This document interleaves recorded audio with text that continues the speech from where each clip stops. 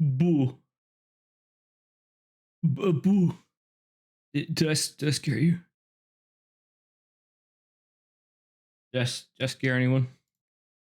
I bet that was so freaking spooky.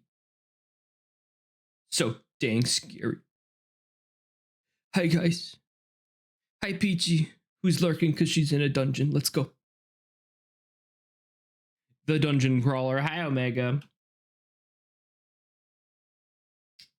You two are the only people who have announced yourselves.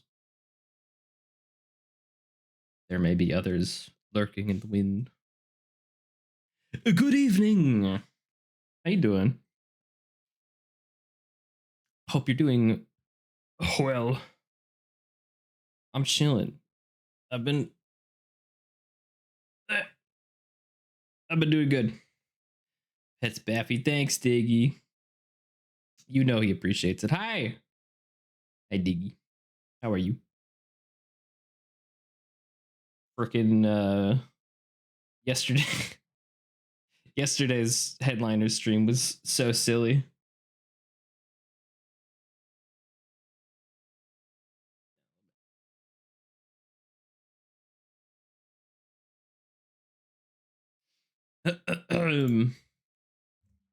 Headliners is good. I'm gonna go make a sandwich. What kind of sandwich? What kind of sandwich? Peachy just sent me her sandwich recipe that she's been. Oh dear. That's a lot of that's too many sandwiches. I can't eat that many sandwiches, and neither can you. Mr. CEO guy from Big Time Rush, whose name I forgot, but I feel like I should remember because it was really obvious. It was like Vic CEO man or something. Griffin, yeah, Griffin. I know. I remember his last name being also pretty obvious. Not that Griffin is like a typical CEO name or anything. Griffin. Too many tomatoes from sandwiches. You guys like tomatoes on your sandwiches? I like a nice salted tomato. If it's not salted, get that shit out of here. Dare I ask what the plasma grenade does? I don't actually think it does anything on this scene because like I still couldn't figure out how to get it to work on multiple scenes at once. Here, you use it again. Now, for some reason, it only works on. Well, not for. I know why it only works here.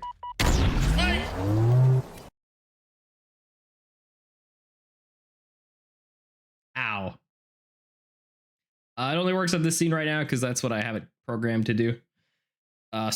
Can't figure out how to get it to work individually on other scenes yet. Or ideally, if I can't figure out how to make it work on other scenes, I think there's a way to be able to like disable it on any scene but this one. But I'm still figuring it out. I'm a newbie to the Sammy program. Gamma. What's up, Omega? Come on, I'm gonna go back over here. Your game Dodecahedron was in Hatton. Oh, it was it? I totally forgot. Is it in the Hat Kid's room or something? That's so funny. Well, now that is homage to Hat in Time. It's in the living room by the TV. Hell yeah. I now dub that homage to Hat in Time because that is a wonderful game.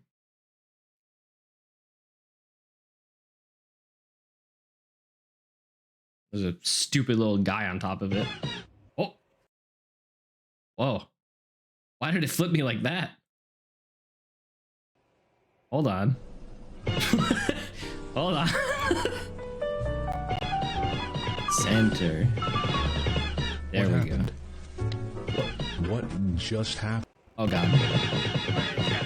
Yeah, that's a thing now.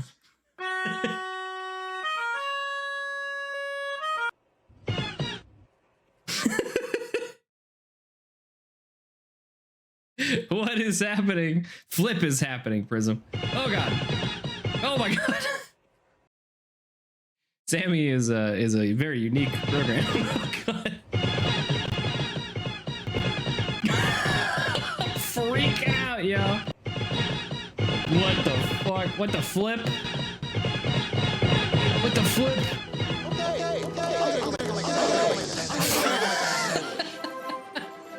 I was digging so fast, probably, I don't know, spamming control paste and enter. He's got the skills. If I had to guess, Diggy, I'm gonna take a wild guess. All right, I'm gonna read your cards. Okay, you were at some point in your life, either employed to or frequently used spreadsheets. Am I correct? Okay. I'm gonna go make That's not an answer, but thank you. Do the speed cocker tech I taught y'all. Hold on, I gotta try it too.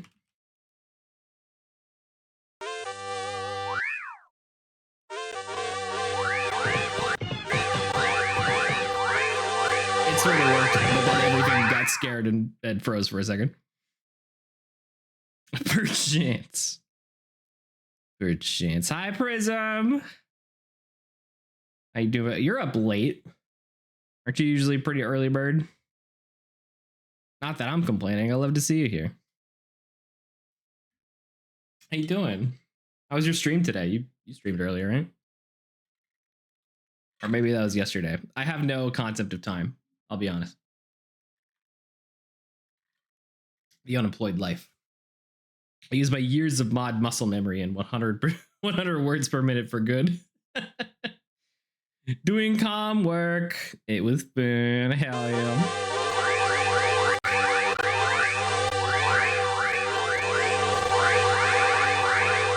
I should probably be frightened that every time Diggy does that, it gives me the encoding overloaded warning. But until such a time as stream breaks, fuck you, OBS. Haha. Made you look. Ugh. Let's not break the stream too much. I hate that encoding error. I don't know how to get rid of it. It even tells me how to get rid of it in the error message itself. But then I do what it tells me to and nothing changes. So, in fact, the one time I listened, it actually made it worse. It made it pop up more. So I don't. OBS, do you know what you're talking about? Because I sure as shit don't. My OBS gives me a crash message every time I close out of it. That's probably not good. Band-aids, people. Band-aids and duct tape. That's what... If I've learned anything from streaming, it's that everybody's streams are held together with stick, duct tapes, and prayers. Happens when I use my Stinger sometimes, but I think it was because the file was like really big. Oh yeah, like video files, for sure. GIF files and whatnot. I do have a lot of moving parts in my stream. I am one of them. Look at me go. It's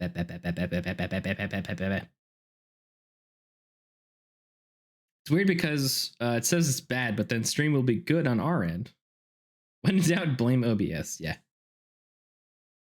Are you sure about that? It smells like farts. Probably. In here, I mean, maybe. It smells. Hi, Maddie. Smells like hello, Maddie. Maddie Matheson, co-producer and actor in FX's The Bear. Hey everybody! Hey everybody! Hey everybody! Smells like farts in here. Hey everybody! It smells like. Peachy and I just got to season 3 of The Bear, and they introduce. I'm not gonna spoil anything, by the way. They introduce a new FAC brother. And Peachy pooped her pants when she saw who it was. God, I love that show.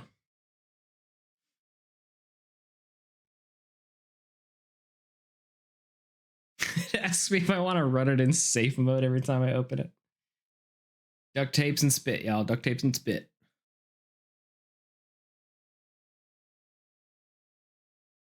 Oh shoot, you spoiled it. You freaking spoiler. What the?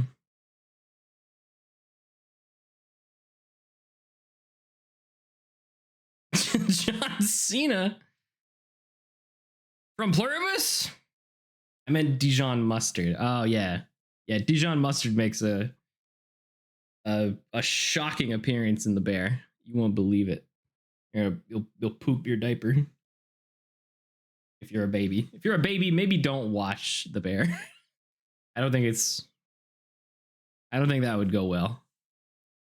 If you're a parent and you let your 2-year-old baby watch The Bear, maybe you should be a better parent.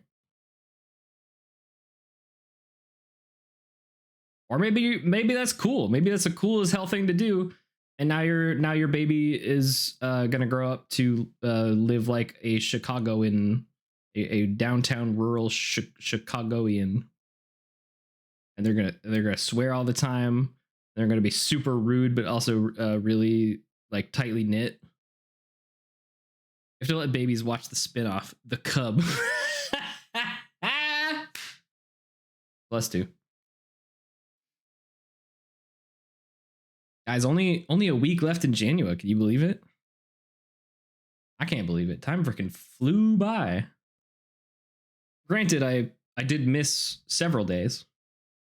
But oh well. The stream every day is not so much a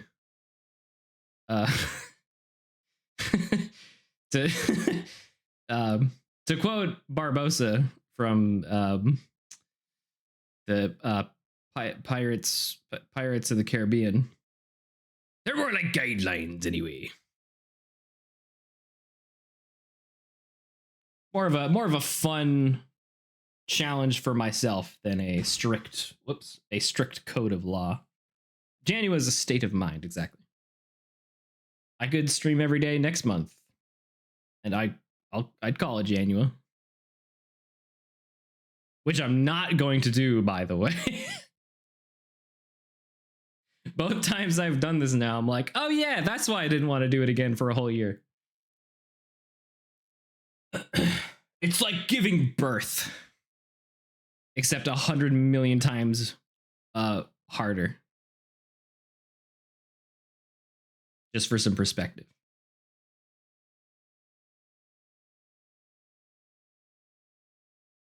Harder than birth? Yeah. Yeah, absolutely. If my mom or sister saw this, they would beat me. They would smack me silly. And they'd be right to. I love you both. And you're very, very brave. I don't know how you both had... Well, one of you had... Wait, no. No, you both had 3 kids. That's right. I don't know how the hell you both had 3 kids. What the... What the heck? What? What? I guess there's like a gene that makes it so you forget how hard childbirth was, so that you want to have more kids. That's true, yeah. That's like a scientific thing.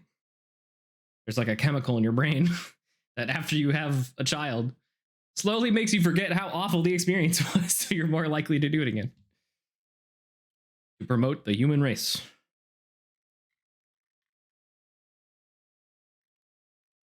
Them's those survival instincts.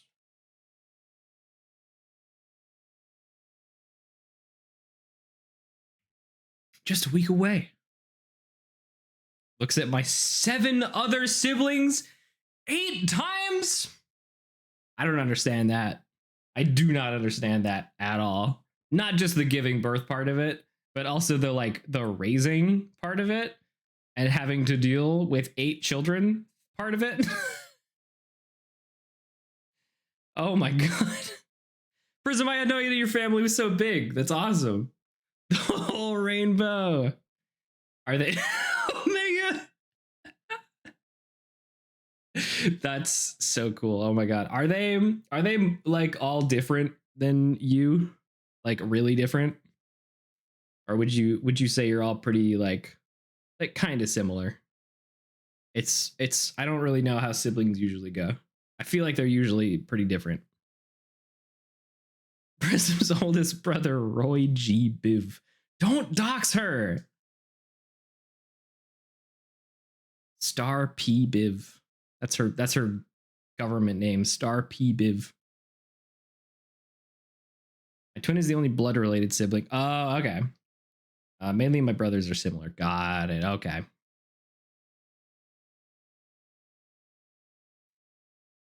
That's more manageable. If you count like the in-laws and the step siblings and the whatnots. Certainly more manageable. But still, fucking chaos. My sisters be doing their own things. Yeah. I've never had step siblings, which I think I'm grateful for. Just because I feel like I don't know how well I would have gotten along with someone who wasn't like, I don't know. It's complicated. I imagine it's tough. But I can't speak from experience. I'm just a boy. I'm just a boy with 2 older brothers and an older sister.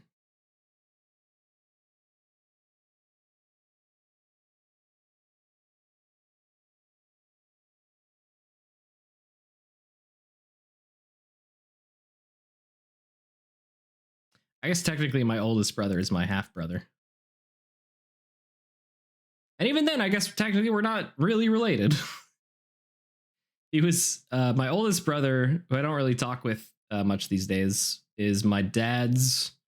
He's on my dad's, from my dad's first marriage, but he wasn't my dad's birth son. He was like the wife's biological son, and he like adopted him when they got married. But then he separated with her and met with my mom. So I just called him my older brother because that's what he was. But yeah, technically not related by blood.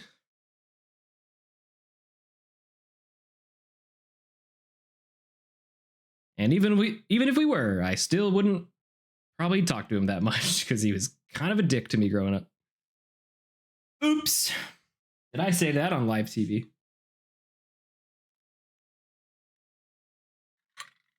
I mean, he basically broke my nose one time. It was an accident, sure. But he was like a 400-pound man. And he got onto a trampoline with me as I was like 14. He got on the trampoline with me and started to like roughhouse, which was not uncommon for him. And he ended up like like bar slamming me into the trampoline. And my back hit the trampoline first, started to rise skyward, as you know a trampoline does, and at the same time the rest of my body was still catching up with the momentum that he threw me with, and so my knee smacked me into the fucking nose and nearly broke it. I have not entered a trampoline with him since. Perhaps there's a reason he doesn't know you stream. Yeah, I still haven't told him. Oops. This music with this story. Yeah. You guys are getting some Gamma lore. Gamma family lore. Gamma famor, if you will. Which I won't. Oh my god. Gamily. Hey, yo, I love this song. Hell yeah. Did you show me this song? I can never remember. I never know. Bye. Gamily fi. Hi, bye. We're just talking about how my oldest brother nearly broke my nose when I was younger. We don't really talk much. That's not really why. But it doesn't help. Yeah, he threw me. We were on a trampoline together, and he was like at the time he was like a 300-pound man, like adult man, and I was a 14-year-old child, and he was roughhousing with me on the trampoline, as brothers are wont to do. And I was going along with it. The biggest boy. I was going along with it, just having fun. But he tends to take it a little too far. And he did that day, and he like threw me backwards onto the trampoline, and I like my nose became friends with my knee at rapid velocity. And I'm pretty sure I've had a deviated septum ever since then. I can't fucking breathe out of my nose, guys. It sucks. Maybe I should see a doctor.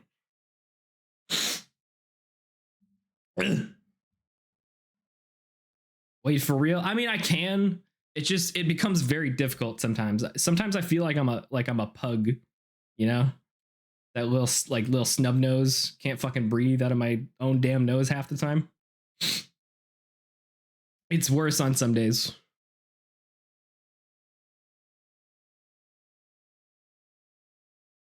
This is so sad. Can we get 20 gifted subs? Fix Gamma's broken nose today. Guys, new subathon. Gamma Pug rebrand.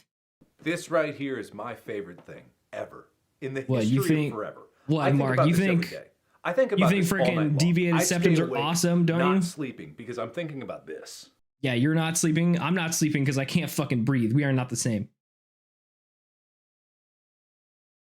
Bitch.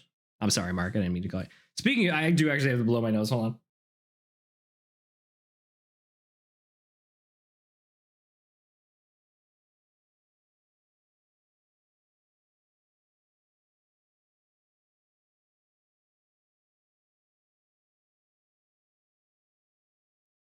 Ugh. Whoa, too far. Not far enough, if you ask me.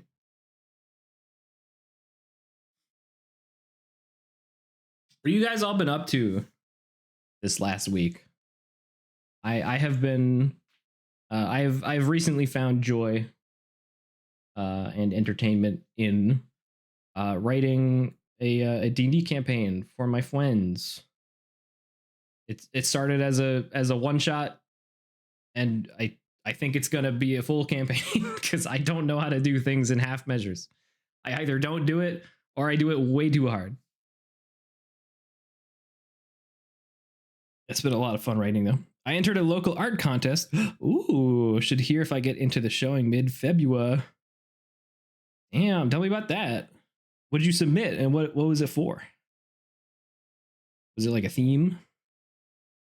One thing I'm up to right now, I got the really cool thing in WoW super easily because I started progression on it already. You can celebrate now. What?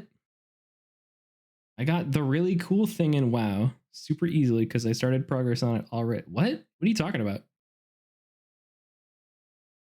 I'm celebrating, but I don't know what I'm celebrating. What are you talking about? You know, the really cool thing. I don't know the really cool thing. I'm sorry.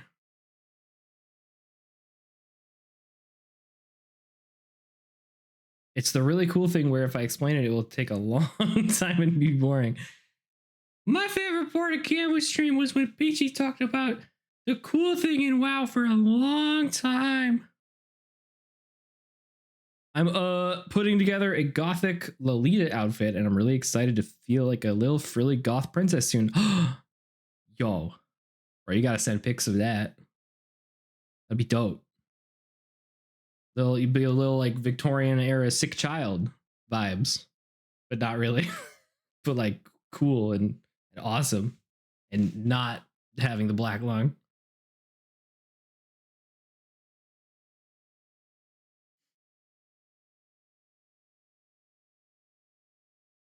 Omega has DM'd me. Whoa. Whoa, dude. Can I show this? This is awesome. Wow.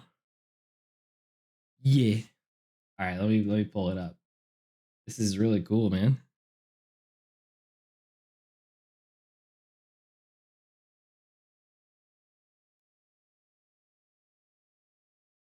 Oh, the name of it is called Potential.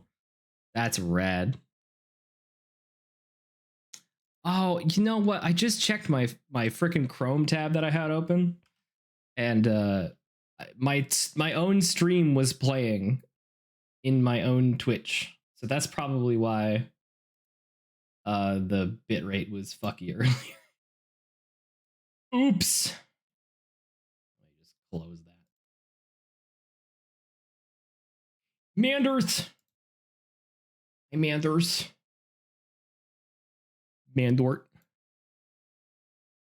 How are you? Oh, the transformation is upon me! Hang on.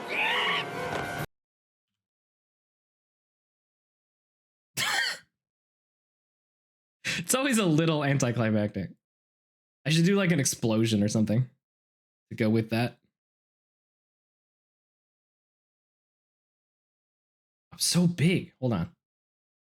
I gotta go smaller. There we go. And then also I have to change the filters. Now I'm a big bounce boy. Big old bounces. But hi, how are you? I was just showing off Omega's he did some art for a local art contest. And he just showed it to me, and I want to show it to you because it's freaking rad. Look at that.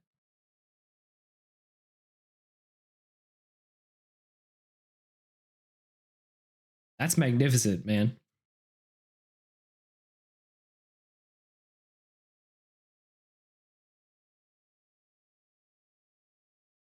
Holy shoot, indeed. Very good. Static, hi! Hi, Static. Look at this Omega art.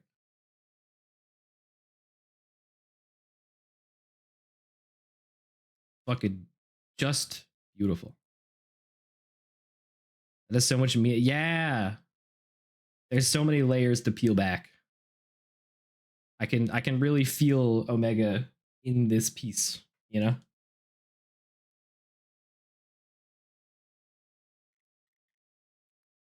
Mm-hmm. Yeah, what PG said. Omega, if you talk about this on the stream, let me know.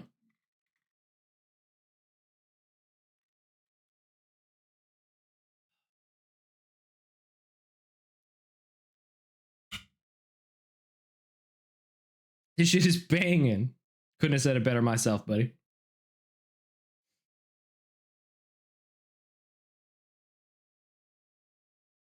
It's very good, man. Keep them coming.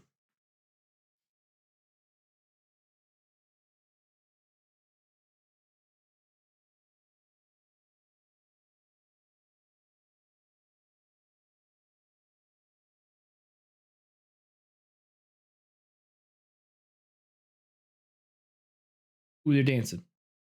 Ooh, they're dancing. All those chains can't keep them from dancing.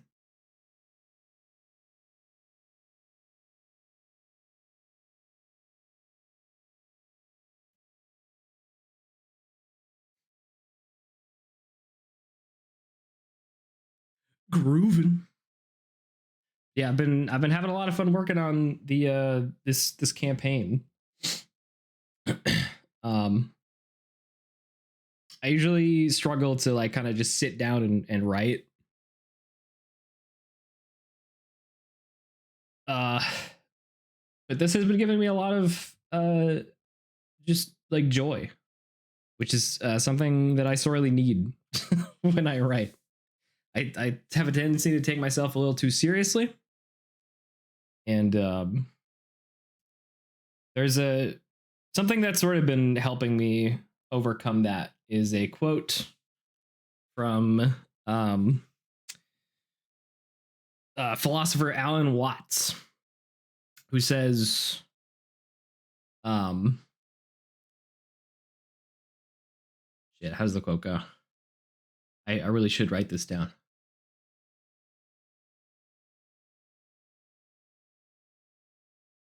I believe it is, make no distinction between work and play. Regard everything that you do as play, and don't for one moment think that you have to be serious about it.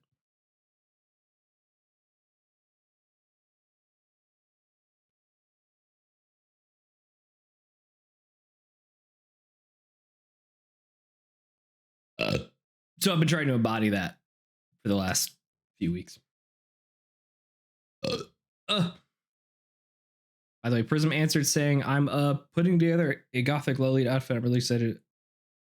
What? Huh? Did I not read that? I could have swore we talked about that already. Am I going insane?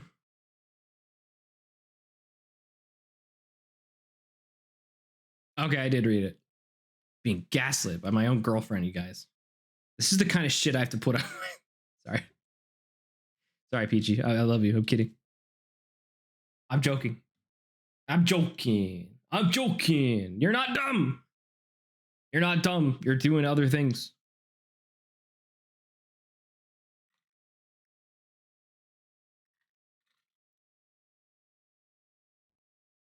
But also, she is, in fact, evil and is bent on my destruction.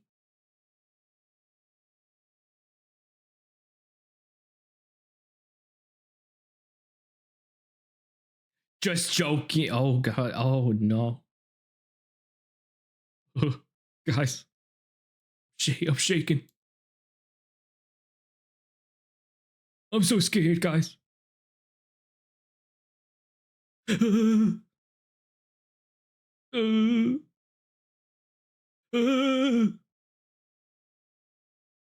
Shaking like Kermit. Yeah, it's good that you're making sure. I appreciate you. Bro, I heard through the grapevine that you did not read that shit. This true? Ah, fuck. You know You what? see what's I love happening? you guys. I genuinely think we See have what's the going best on here? community here. I'm always happy to be here. I always feel safe. It's all a around you long guys, game. and it's great. She wants to gain my confidence and then piece by piece, brick by brick, ruin my reputation. My reputation that I've worked very, very hard for and was definitely not handed to me by her.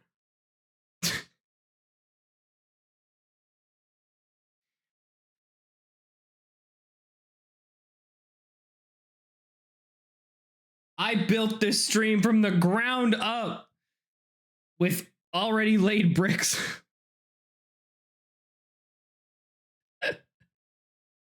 I hope everybody's having a lovely night.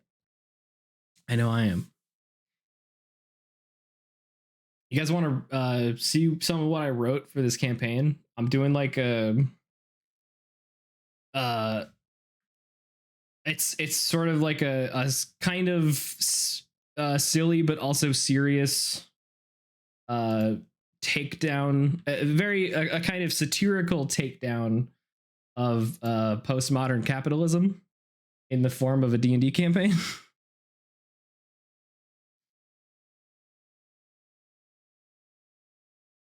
Yeah, you guys want it? Okay. Let me pull up some of what I've written.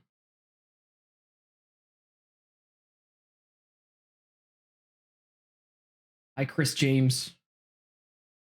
Hold on, Chris James. I need to put on different music that doesn't have words in it so I can concentrate. Yeah, there we go. Chris Hames. All right. Should I put this on the screen? I guess I should put this on the screen, huh? Let's do that. Jamez! Oh my god. Why don't I have a picture of Jamez up on here? That should be a poster I have on the background. It would fit right to the right of the coral lamp there. That's where it would live. All right, let me do a little a little browser source. Wait, no, not a browser source. Just kidding. Window capture. Capture.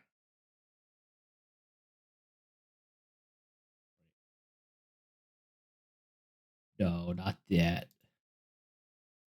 That. Yeah. Oh yeah, it was a poster. That's right. Yeah, it's perfect. It fits just great.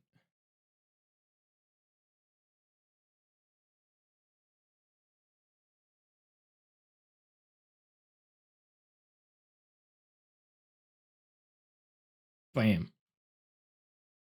All right.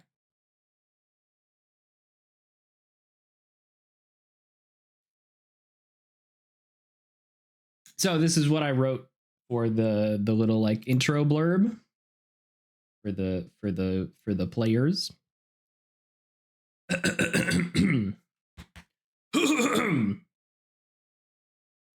Reading this to me will make it stick better than me reading about. Yeah, and I actually love reading the like my own writing, because then I know like where all the twists and turns are and how to like accentuate things properly.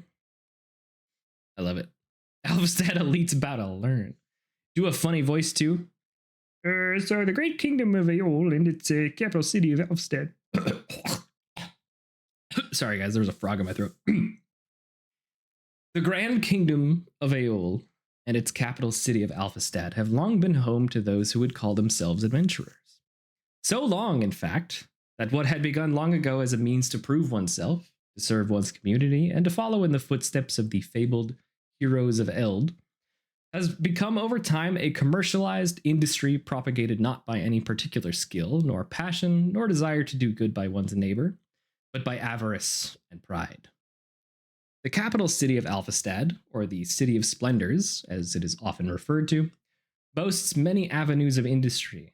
Some of the finest craftsmen in the world congregate here for trade, but its central pillar has long been the Adventurers Guild, the roots of which date back to the very founding of Aeol, centuries ago.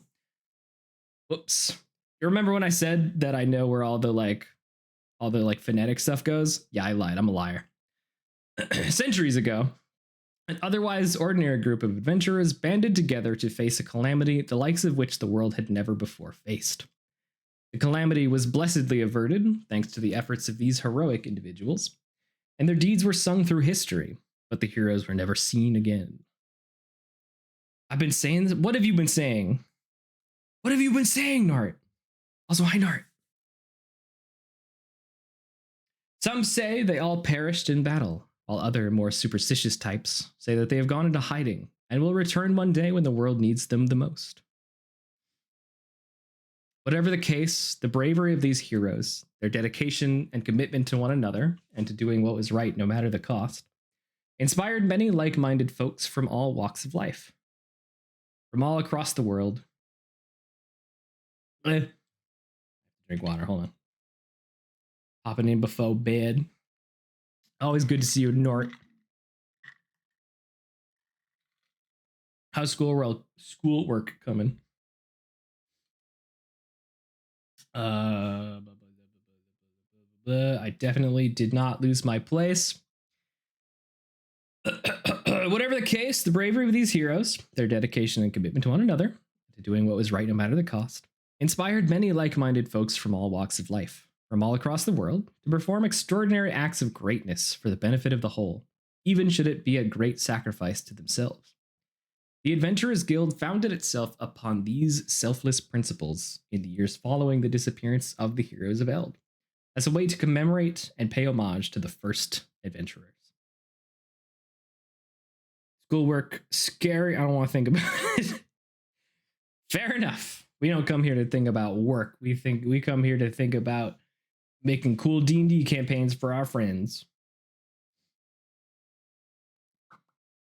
Today, the guild boasts an impressive influence over the kingdom as a whole, wherein adventurers are scouted, contracted, and placed on assignment wherever they might be needed.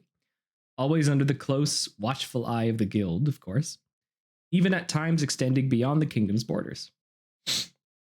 From its beginnings, the Adventurers Guild had been a simple thing, a convenient and inexpensive means for the common folk to have their crops spared from crazed rat men, or to retrieve family heirlooms stolen by brigands, or to slay the odd beast of the lake or cattle-eating onkeg, all by handshake agreements and the uncomplicated expectation of a job well done and payment rendered.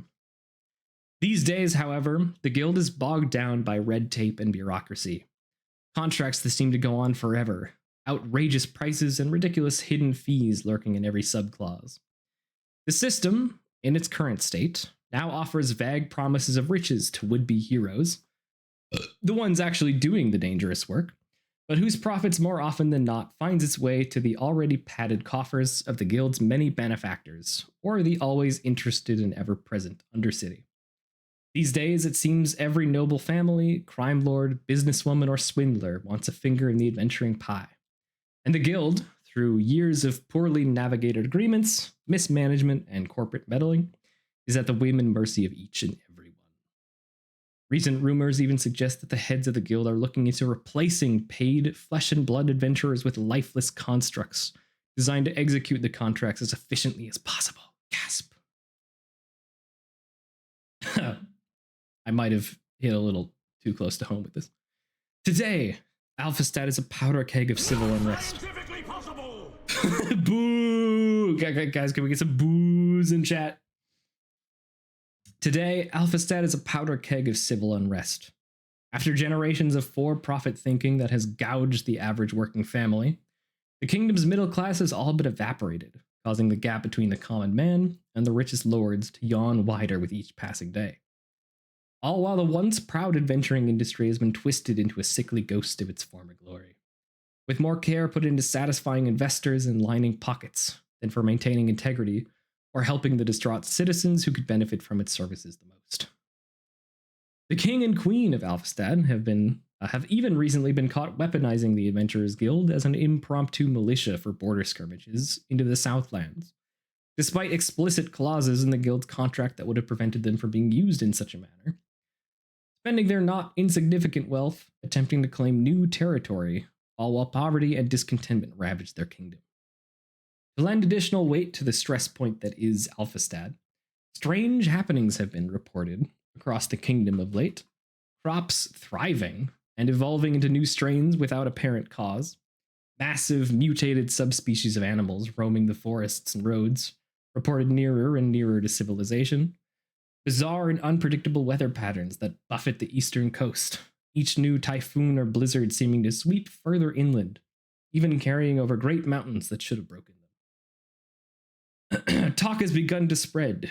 Some whisper that these ill omens are a sign that calamity approaches, the very same once averted centuries ago by the much mythologized heroes of Eld.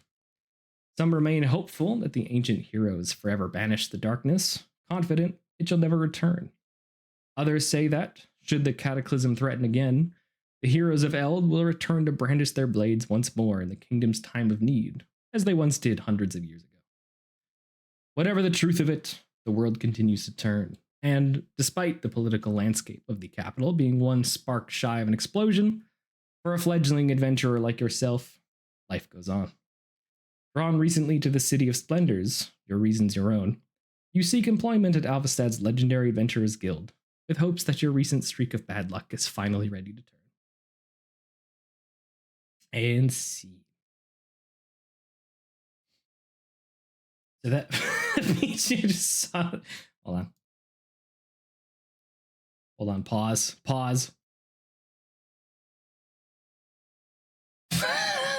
Should have figured that would open here.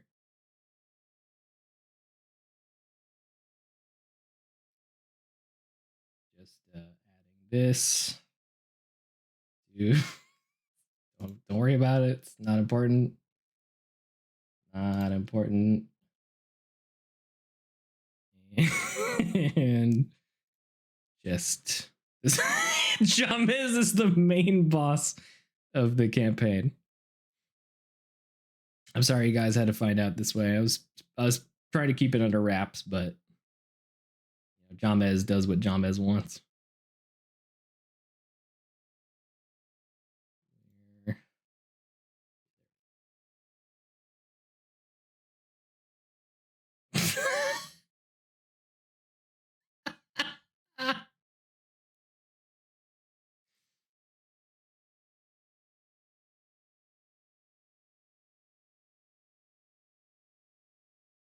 The lips on that fucker. Jamez is James from Big Time Rush. But there's an episode where they try to like they try to get him to go with some like to go along with a like really aggressive marketing campaign. And so they instead of making a poster of James, they make a poster of Jamez.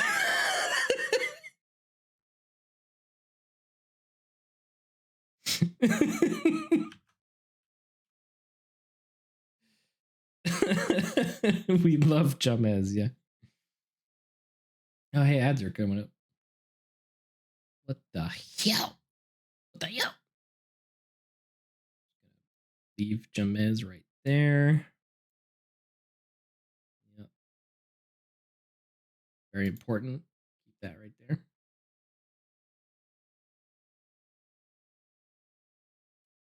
Yeah, it came up earlier because I wanted to put it on my wall. That right in that open spot there. It's a good use of space. I also just wrote this super fucking long. I think it ended up being like 4 or 5 pages for so the Adventurers Guild, which is like the main source of power in this economy, has a bunch of different like factions and subgroups that are all like offering sponsorships and stuff to new adventurers. So I've been going through and like writing down a bunch of cool factions and whatnot. You guys want to hear about some of them? Pretty cool. Retelling of Les Miserables, but the only thing changes the antagonist name. So he says, and I'm Jamez. All right. Let's start a little simple. Let's do the my character gets sponsored by the Adventurer Sups. No. But also yes. Yes, and in the contract they demand your firstborn child. So hey, if you're not planning on having kids, great.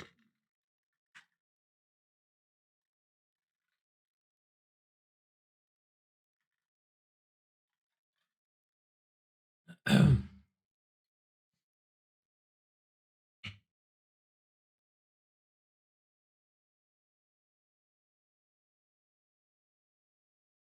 right, ads are starting in 2 minutes, but I'll read this in the meantime. The Armorers Guild. The Armorers are a dedicated sect of artisans. Or not the Armorers Guild, the Adventurers Guild, and then the Armorers are a faction. The Armorers are a dedicated sect of artisans, craftsmen, and makers of all things useful and practical. The Armorers almost single-handedly supply the entire guild, be it weapons, armor, tools, and traveling gear, or even just a sturdy stool. If you need it simple and well-made, the Armorers have got you covered. They make up one of the largest sects of the guild, as there is always demand for a steady hand and a strong arm. Though recent years have seen a slight but notable decline in membership, as the guild has taken more and more to importing equipment that is cheaper and less labor-intensive. Boo! The Armorers have been very vocal about their disapproval of this tactic, with some few promoting talk of unionization. Yay! La la la la. La la la la la. La la la la. Hey hey hey hey. La la la la la. Hi Yumi. Unionize, union strong, motherfucker. And others even threatening to cease production altogether or leave the organization if the artisans are not treated with the respect they feel their creations have earned. Onionize! Hi, Yumi. How are you? How are you, me? Get it? Because you get it. Unfortunately, ads are starting in like 15 seconds, but I'll be back as soon as they're done. And I'm talking about my D&D campaign a little bit. I'm working on a campaign for my friends. I've been writing a bunch of stuff for it the last couple days. So I'm reading it. Also, I'm reading it for you, but also for me, so I can catch any like weird errors or just change formatting as I see fit. Good, but freezing. Oh no. Are you caught in the storm right now? I hear that's been nasty. Stay warm, Yumi. Don't get a cold.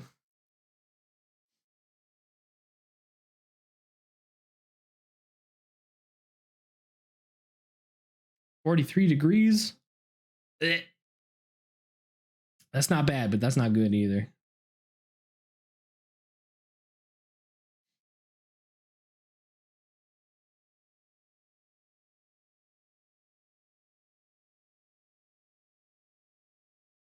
Well, shit. Hope you stay warm. Cold for Florida? Yeah. It's gotten below freezing once or twice here in Arizona. Oh, it's ad time. Okay. See you guys in 3 minutes.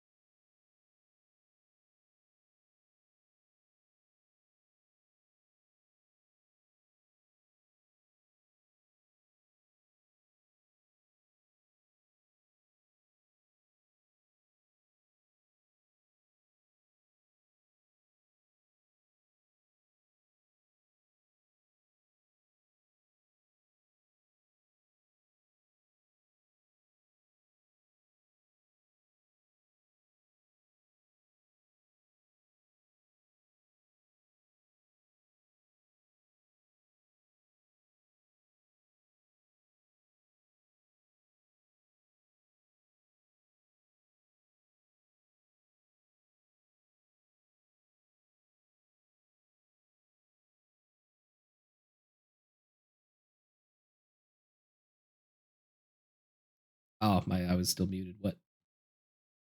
Hi.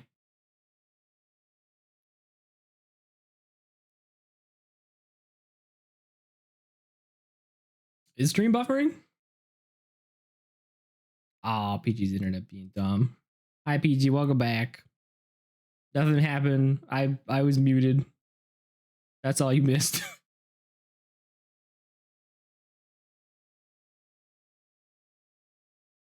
Yeah, I was muted. You might have to refresh. You might be a little behind. I'm not still muted, am I?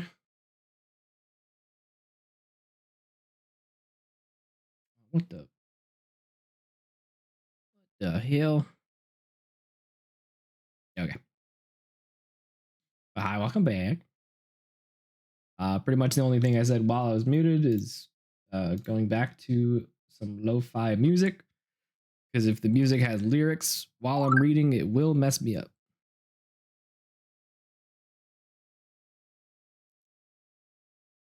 Yeah, what that said. Don't do that.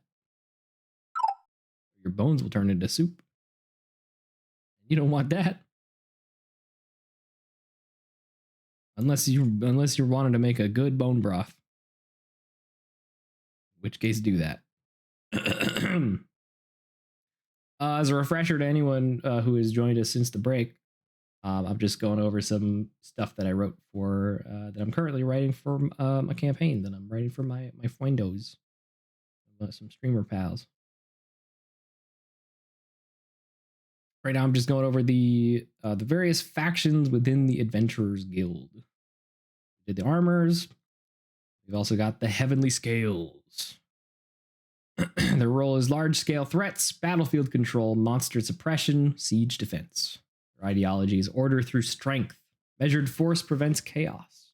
A precision strike, in contrast to the Soul Blazers' trebuchet at the wall approach.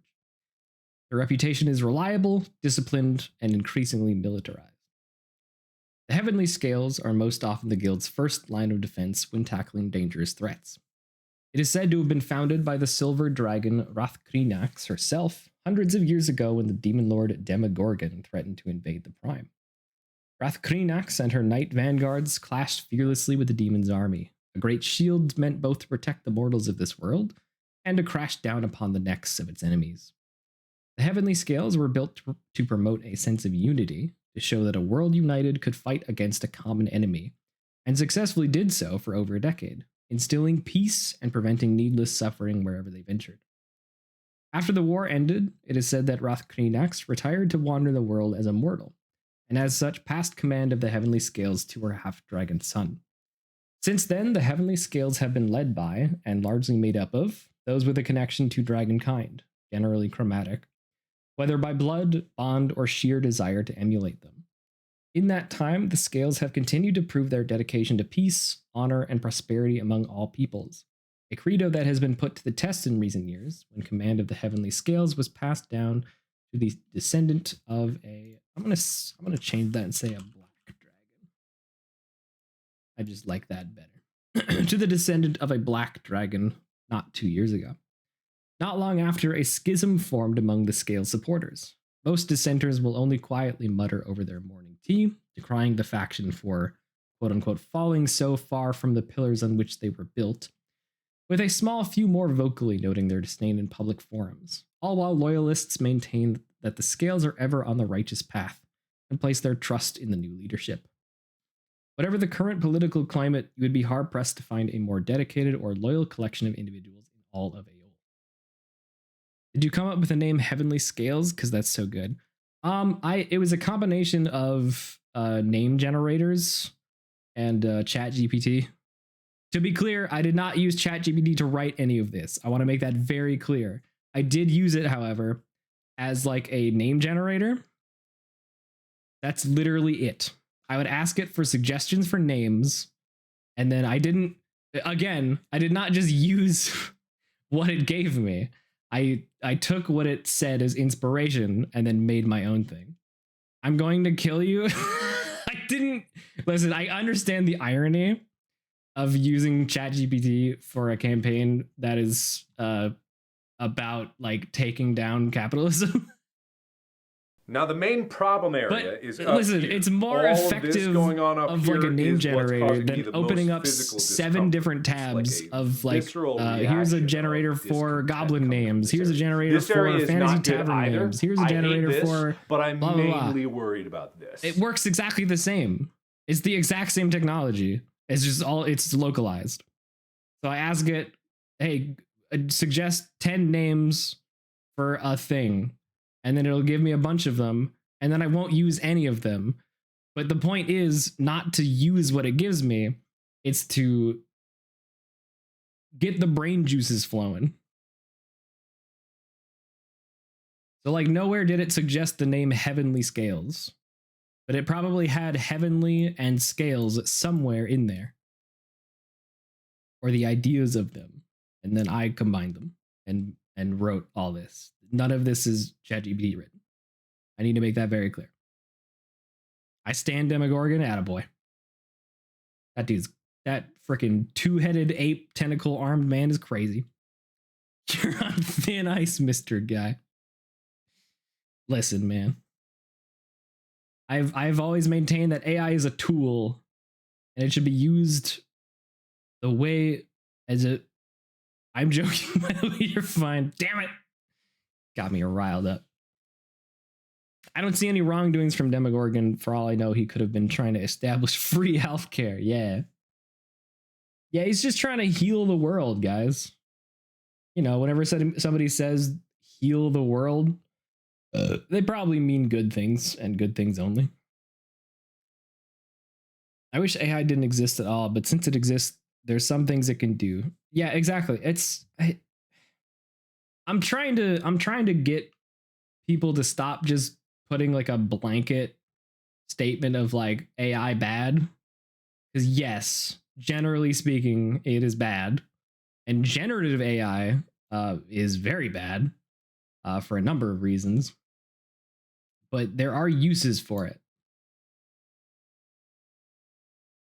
And if you're trying to use it to replace human beings or like genuine human creativity, then fuck you. I'm using it to bolster my own creativity.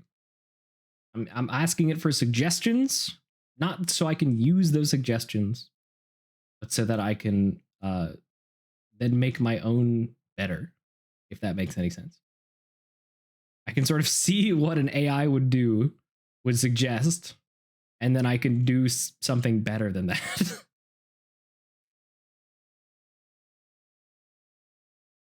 The fact it exists at all is whack, though, but yeah, you're good. Well, thank you. Went to go get my heated blanket. I'm in warmth heaven. Oh, let's go. I haven't needed a heated blanket, thankfully, because I live in Arizona. But if I still lived in the Midwest, that'd be a very nice thing.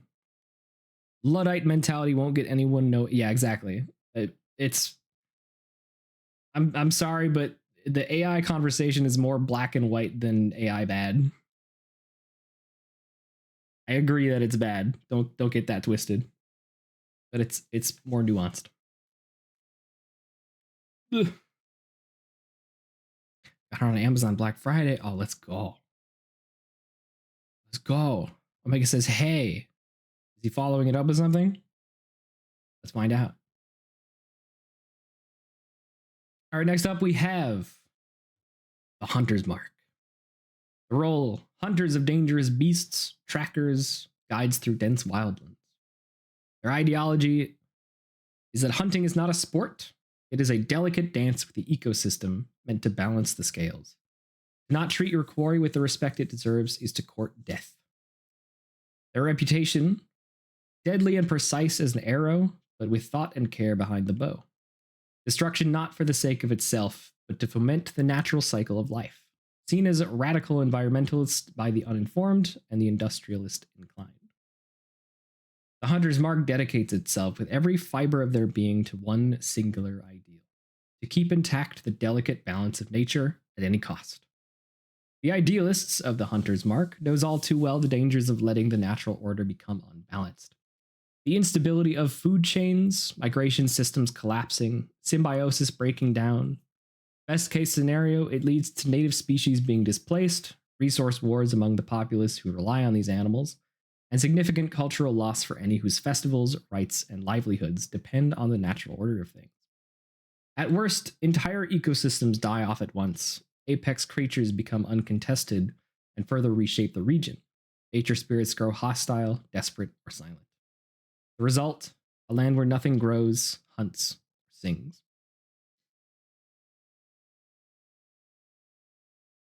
As such, the Hunter's Mark sees themselves as vitally necessary, even if they are somewhat unpopular by public opinion, which is something they honestly couldn't care less about.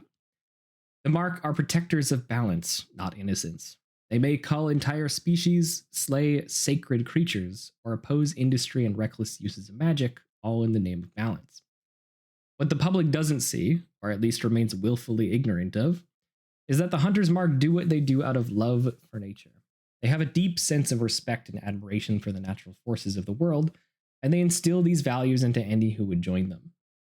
The Hunter's Mark, due to the nature of the sorts of people it attracts, is essentially a faction of loners and isolationists who have chosen to abandon a life of solitude and come together to persist through the challenges of civilized living for an ideal grander than themselves. As a result, they are one of the more exclusive groups within the guild, preferring a smaller membership count in exchange for a more tightly knit, more well-organized, and more highly skilled company. On the rare occasions they do let in new members, they are usually individuals the Mark has been keeping a close eye on for months to ensure their values align. Common members of the Hunter's Mark include rangers, hunters, scouts, druids, and even some few blood hunters. Any with a love for nature and the conviction to oppose that which would harm it would be welcome among its numbers. Oh, Yumi's sharing the link to the heated blanket. Let's go. If you own a cat, the odds the heated blanket just turns into a cat bed is high.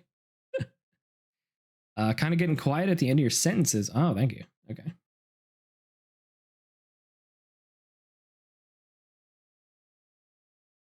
I'll move the microphone a little closer. How's that? A little ASMR. Not that close. That's too close.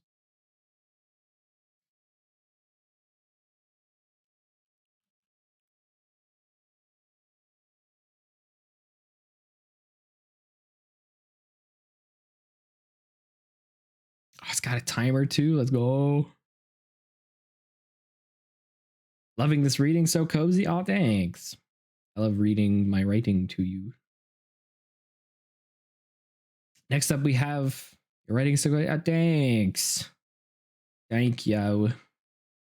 I don't show my writing on stream a lot because it's embarrassing, and I struggled with the being perceived is hard, but I'm trying to fight that. If it's something that scares me, I'm trying to understand that means that I probably should do that thing that scares me, and being perceived scares me. So time to be perceived. Okay, I'm a great storyteller. Thanks, Yobi. Ours comes to get you and leads you to it because he knows we can make it warm. What? No way. Man, cats are so smart. Do it scared, but do it. Yeah, exactly.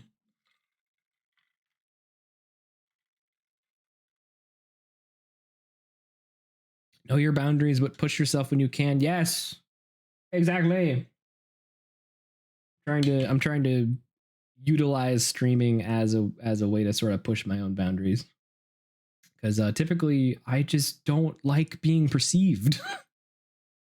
I don't like being the center of attention, and that's kind of what streaming is just putting a spotlight on yourself and your interests and hoping people don't like give you a swirly. I don't know.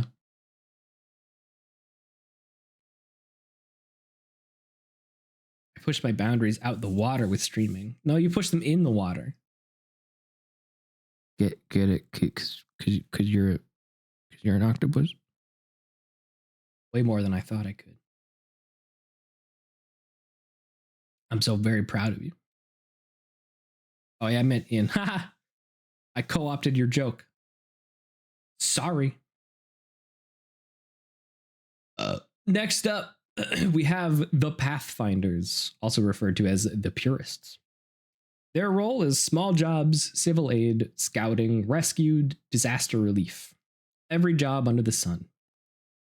Their ideology is accessibility, service to one's community, and moral obligation. Their reputation is the dirty underdogs, beloved by common folk, mocked by elites. The Pathfinders claim to be the remnants of the original Adventurers Guild before it splintered into the different factions that make it up today. They exist as a reminder, both to the guild itself and to the people of Aeol, of their original purpose, to help people who cannot help themselves.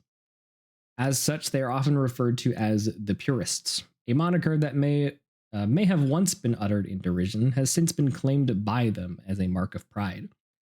The Pathfinders refuse to bow to the guild's constantly inflating contract prices and ever-growingly exclusive customer base. They specifically go out of their way to offer their services for dirt cheap to those who truly need it, and maintain the motto, no job is too small. If a cat needs rescuing from a tree, the Pathfinders are on the job, much to the amusement of the rest of the guild. As an unfortunate side effect of their affordable prices, the Pathfinders are one of the most underfunded sects of the guild. Though even this they wear as a sort of badge of honor, leaning into the underdog aspect for cool points to drive recruitment, and successfully at that. Despite their low income, they remain one of the larger and more active factions, with the largest base of repeat customers and loyal admirers, even if the bulk of them are just the farmer's daughters or the kindly old seamstress down the lane that was reunited with her missing cat. When you picture an adventurer, the image you conjure in your head is likely that of who you'd find here. Scrappy, just a little unwashed, and loyal as a hound. Underdogs who are in it for the love of the game and who fight for a kinder tomorrow. Hell yeah.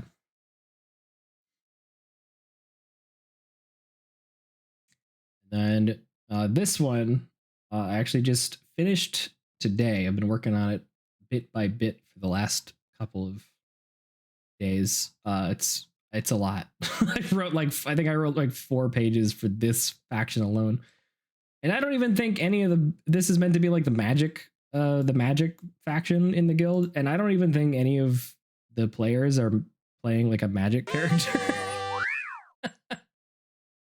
But it's fine. There's a lot. I most of this was spent like fleshing out other world building parts of the world. So I had a lot of fun making this. So we've got the Chimera's Head. Their role is the catch-all organization for the magically inclined. They encourage debate between all schools of thought and magical practices. Yeah, world exists outside just us. So true. Their ideology is magic is power, and power makes the world turn. Disagreements push progress. Their reputation, a very eclectic combination of peoples, but each with exceptional skill in their respective fields. I love seeing this all. Aw, thanks, Peachy. I love making it for you guys. I think having people to write for has been very encouraging in this process.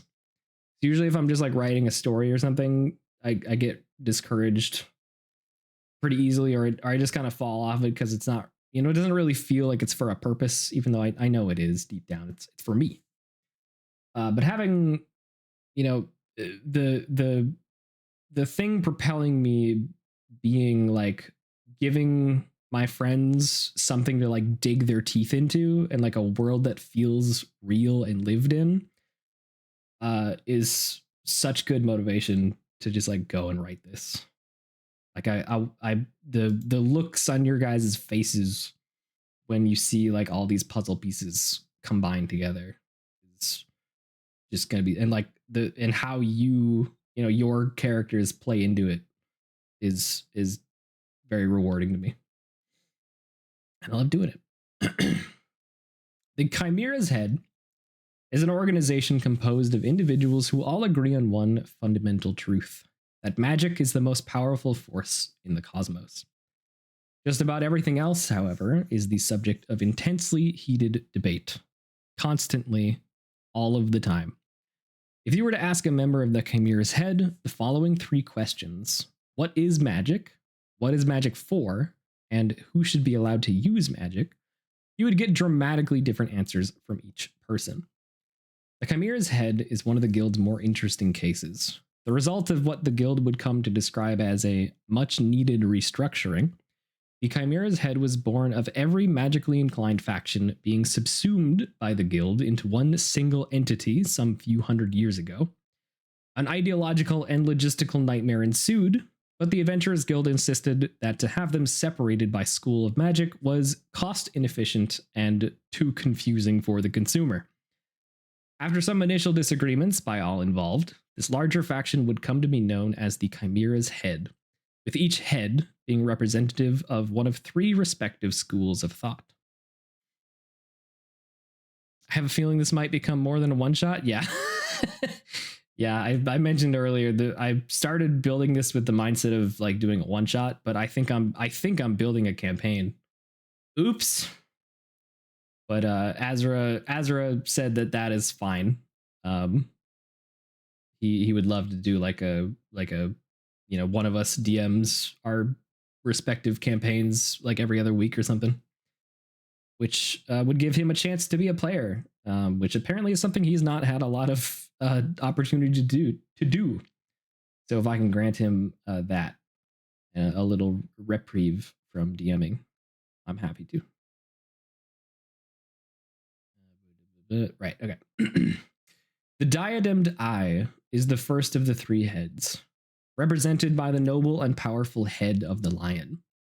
The members of the diademed eye agree that traditional magic is considered to be the essence of the weave, a tapestry of primordial magic tailored into existence by the gods of old. They argue that, while the weave was formed of the gods and granted to mortals when the world was yet young, it is the fathomless arcane material from which the weave was hewn that a true arcanist devotes herself to, rather than the gods who provided it. It is therefore stated that the weave is in fact more ancient and primal than even the gods, a force that has existed since the beginning of time and will likely exist far beyond it. As such, the diademed eye believes magic is something to be studied, revered, and ultimately respected, for it contains within itself in equal measure the power to levitate a pebble or to hurl a mountain, the only difference in ability being knowledge and the skill to apply it.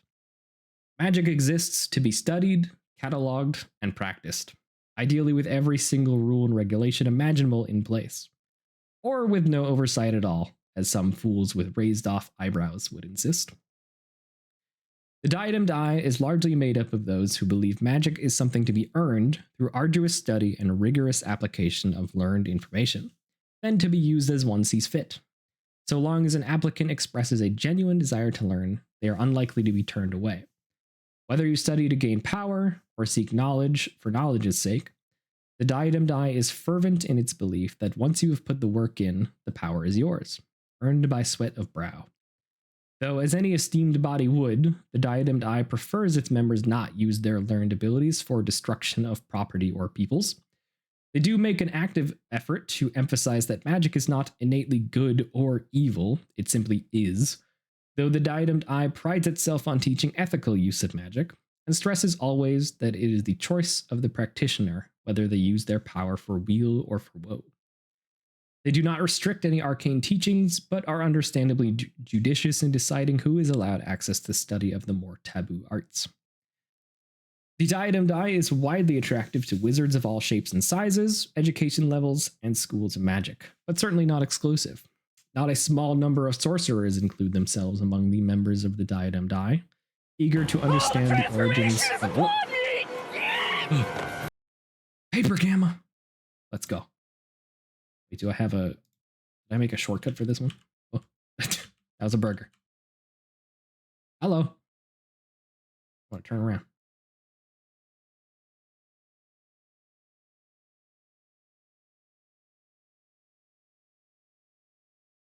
Oh yeah.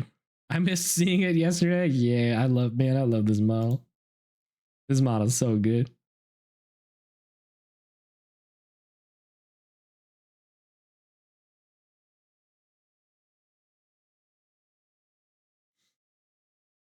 All right.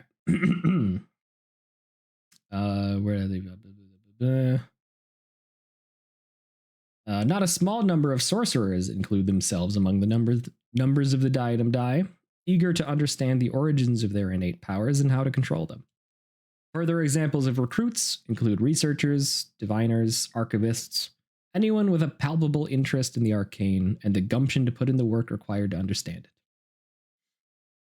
Second is the radiant coil, represented by the spirited and steadfast head of the goat. The radiant coil believes in the classic dogmatic ideation. Ugh, hold on. Water. Water.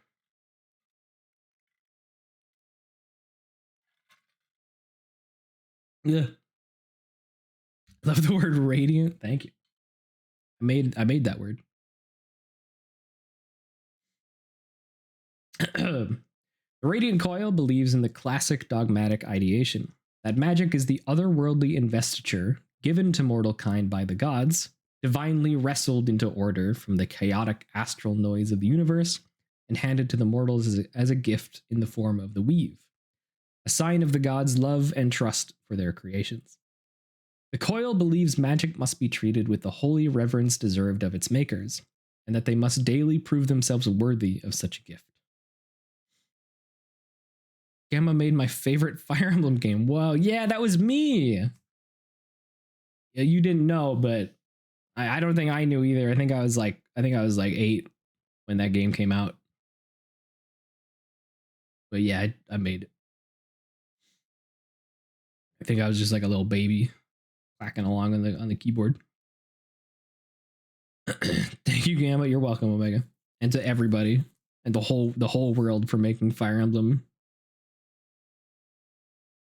To the coil, magic is granted for service, not for ownership. The way a man coursing through a river does not own the river, he is simply witness to its magnificent and divine nature for a time.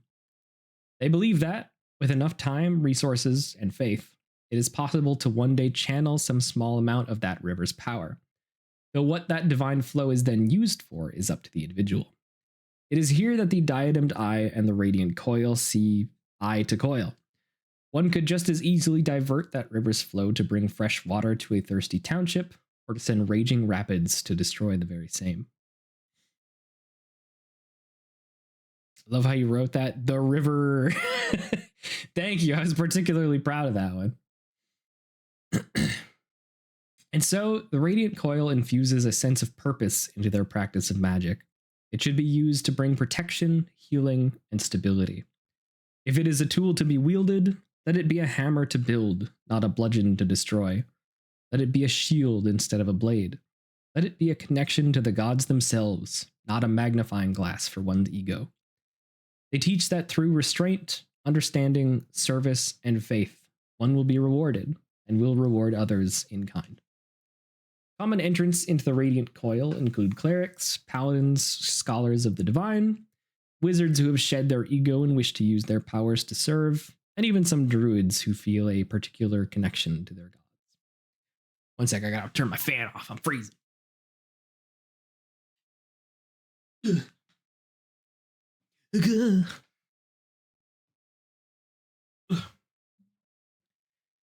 Lastly, and certainly not least, would be the spunky and individualistic untamed fang, represented by the chaotic yet regal head of the dragon.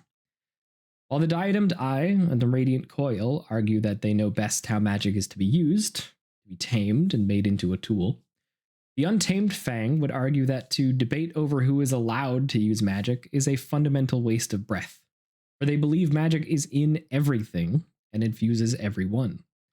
Magic is meant to be felt and unleashed, not restrained or pigeonholed into the realms of study or belief. Any who desire to feel the divine tingle of the arcane against their skin need only reach out and grasp it. The untamed fang, not unlike the diademed eye or the radiant coil, follow the argument that magic is a primordial force older than the gods themselves, but where their philosophy schisms is that they partake of another, less popular theory, that the gods wrestled that primordial force not out of benevolence for their subjects, but to claim the only thing in the universe older and more terrifying than themselves, and that they effectively crippled the magic before giving it to their creations, leaving it in a neutered state so no magic user could ever pose a threat to their makers. In this school of belief, it is said that the very dragons themselves, being the first. Oh, sorry, lost my spot.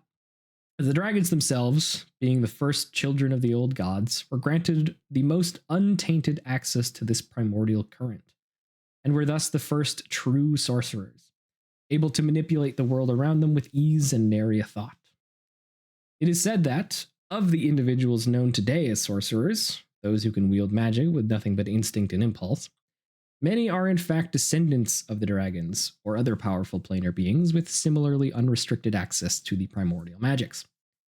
The Untamed Fang claims to be stewards of that power, claiming that it is a manifestation of the true magic, an echo of that primordial current trying to pierce through the veil, indiscriminate, yearning to be wielded. Their balls, what? What? Huh? Where did you get that? Somebody get their balls chopped off in here? Was I not paying attention? Neutered. I see. They did get their balls chopped off. Sorry, guys. The other prominent members of the Fang are those with a notably significant connection to nature. Druids, rangers, and shamans alike often cite a relation to the primordial magic that suffuses the world as one divine whole, choosing to revere the magic of the natural world rather than any higher power that claims to have tamed it. These types of magic are believed to be unchained, at one with the universe in which they were created, and thus untampered by gods and untempered by arbitrary limitations. The Untamed Fang don't just use magic, they embody it. Freedom, survival, disruption, and sheer untapped potential. Among the Fang's members are a number of sorcerers, druids, shamans, and the occasional cleric or wizard who seek more freedom in their practice than is typically allowed of the other heads. Holy fuck, that's a lot. I wrote a whole bunch for that. That is almost, what is that? It's almost 4 pages. That's a lot. Hi, Bram. Bram Stoked, welcome. Then I got the Tinkers. Still need to write their stuff out yet, though. I have, however, written out the Soul Blazers. Gamma, how do you sit and type this out? Because I think I'd go crazy doing this. You're asking the wrong guy. I am famously bad at sitting myself down and just writing. But I don't know, something about just making like a cool world for you guys has just put me in my seat and makes me want to make it cool and good. What is this? This is so I'm working on a D&D campaign for some friends, and this is just like kind of my world building document, and I just kind of wanted to go through and read some of what I've written. I think it's neat, and also it helps for me to read it out loud because then I can sort of catch things that sound weird or don't really work very well. Emma enters a fugue state, wakes up, and there just is writing. Yeah, I've certainly entered a flow state, I think, several times while writing some of this. Definitely this, the whole Chimera's Head thing. I feel like I just blacked out, and then there it was. Just finished GMing a session myself. World building do inspire those fugue states. Yeah, hell yeah, flow state. How'd your game go, Bram? Was it classic D&D or any other game systems? Okay, so I got the Tinkers. They're gonna be like the arcane engineers, right? They're gonna be making cool shit, so that'll be like the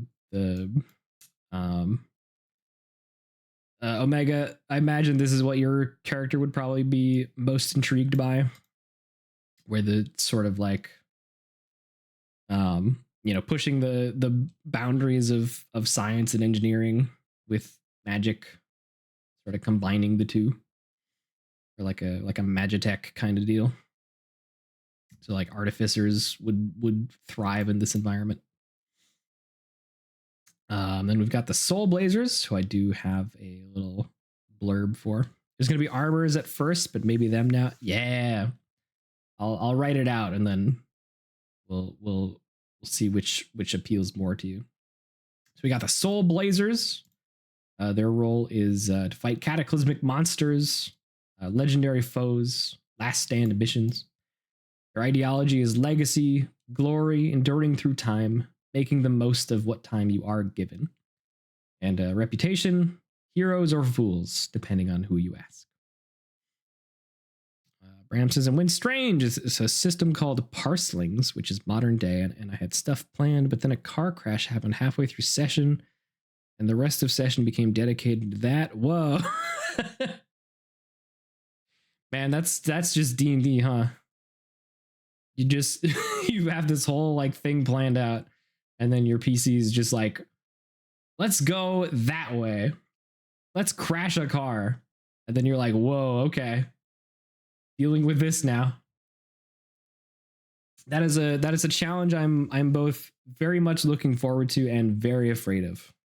It is certainly going to be a test of my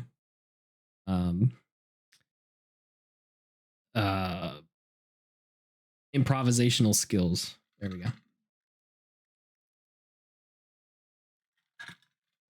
We have to have a car crash. All right, you guys can be the first people in the history of this world to build a car, and then you can also subsequently be the first people in the history of this world to crash a car. How's that sound? The Soul Blazers have but one driving mantra: burn brightly, die gloriously. The thrill seekers of the guild, the Soul Blazers call to those who would be glad at the chance to pit themselves against the most challenging of foes, the most dire of horrors, and come out ever the stronger for it. This is basically the one that Goku would be in. Goku would love this faction. They believe achieving victory over one's enemies to be the greatest glory, though failure too is treated with dignity. To them, it matters not if or how you fail, only that you pick yourself back up and finish the fight. To the Soul Blazers, legacy is everything. To fade into the annals of history without having accomplished anything of note is the worst sin one could commit in their eyes. And so they dedicate themselves daily to striving toward new heights, pushing every limitation to its very extreme. They live with purpose so they can die for a worthy cause. The Soul Blazers accept only those who they deem worthy. What that means exactly, no one is quite sure, as they have no standardized entrance exams or interviewing process, which notably makes them one of the smaller and more tightly knit factions. But true to their word, they are right there on the front lines, shoulder to shoulder with the heavenly scales when a giant monster needs killing or a skeleton army needs putting back in the grave. What they lack in numbers, they more than make up for in gusto. D&D but Mad Max, hell yeah. What the? How did you do the Monka steer with those emotes? What? That's awesome. How'd you do that? That's so good. And then let's see. Okay, those are all the. Oh, do you see it stacked? Yeah, I see it as if the like your Nodders and Omega's Nodders emotes are like have a driving wheel in front of them. It looks like one emote, which is pretty neat. So that's all the ones I have fleshed out so far, but I got a couple other ones that I'm going to flesh out. The Black Ledger. These are going to be like information brokers, This right bounty here is my hunters, favorite thing. recovery In the specialists. history of forever. I think about these this are going to every be day. like the. I think about this all night long. I stay the awake, Mandalorians, not sleeping, because I'm thinking about this. What other bounty hunters are there? The Geralt of Rivia is me. He's not really a bounty hunter, I guess.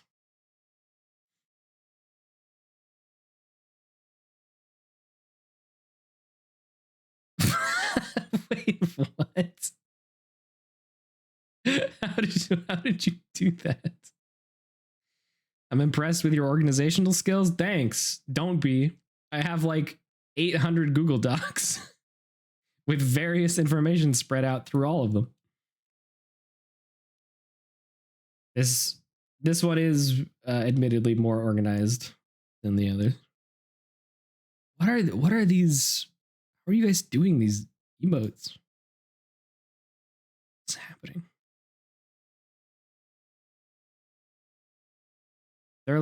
They're kind of working. Some of them are working. On my thing, it doesn't work. Rip. Right, a rip. But yeah, these are gonna be like the bounty hunters, the faction you go to when you need like somebody found, right? It's how it be. Who would I be if I didn't have excessive amounts of Google Docs? Yeah. Exactly. And they keep threatening me too. They're always like, oh, you only have you've used 80% of your storage. Oh, you better go buy more. No. Fuck you. I will recycle old information and delete old documents until I die. Get out of here. Not paying you for additional storage. Then we've got the Threadbare Circle. These are going to be similar to the Hunter's Mark, only they're not so like focused on the actual like respect, the whole balance of nature thing. They're more just admirers of the world. So these are like survivalists, wilderness guides, planar scouts, cartographers, historians, etc. So these will be like people to like guide the adventuring groups, etc. The world is hostile, but don't fight it. Respect it. Learn from it. Exploration for exploration's sake. Things like that. Then we've got the Golden Accord. These are going to be the like the coin handlers of the guild, basically. So their whole thing is like negotiation, diplomacy, conflict resolution, writing of agreements, handling coin. Their whole ideology is violence is the last failure of imagination. Money is a tool, a lever to be used, not a treasure to be sought after for its own sake.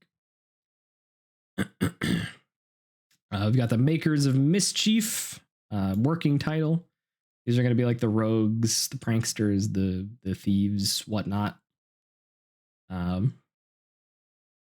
Might change the title. It's a bit of a mouthful. We'll see. Very excited to write the bio for these guys, the Lantern Warders. These are going to be like the whole theme behind these guys is like the people society doesn't want to acknowledge, but who silently keep civilization from crumbling. So they're like the undertakers, the curse bearers, contamination response. You know, they bury the dead, they put to rest the living dead, things like that. The janitors, yeah. So this is more sort of like the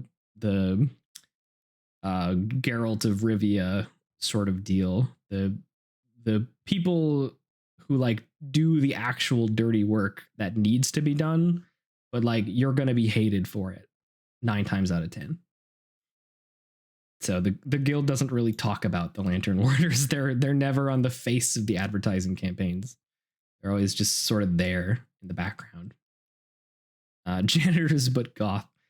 Yeah, and then we've got the Taskers, which are the janitors, but not goth. Haven't read anything about these guys yet, but they're going to be basically like the cooks, the cleaners, you know, all the moving parts that go into adventuring, anything that's actually needed for event, like to make it happen rather than just like the glorious stuff. That's what the taskers are. And so they're often considered to be the rejects by the other guild factions, even though they are incredibly necessary. And they and everybody else knows that the guild would fall apart without them, but they are the least valued of any of the groups. Taskers, what about the Tiskers? Tisk, Omega. I don't know if I'll do any more. If I have any cool ideas for any other factions, I was thinking about doing like a faction that represents like really tiny races. So like Fae and like little mouse people. I think that'd be really cute. So just a little tiny people who want representation. Because they're so tiny and people overlook them all the time. That might be a little too specific though. But who knows? So that's what I got for the Adventurers Guild world building. And then I can't really show anything else that I have because it will be spoilers for you players. There's at least 2 of the players in this game in my chat right now, so I can't spoil things. A tisket, a tasket, a brown and yellow basket. Brown and yellow spider, more like.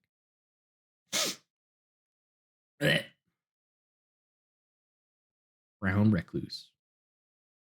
Those things are fucked. You guys ever seen a brown recluse? Nasty.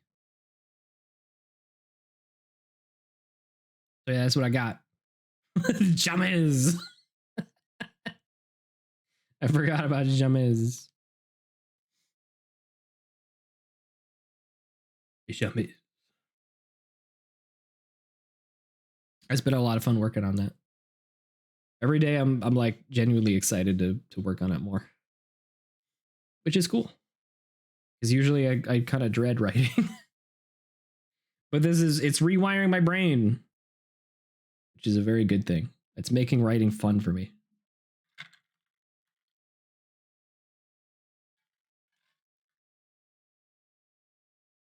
Oh, my thirsty boy.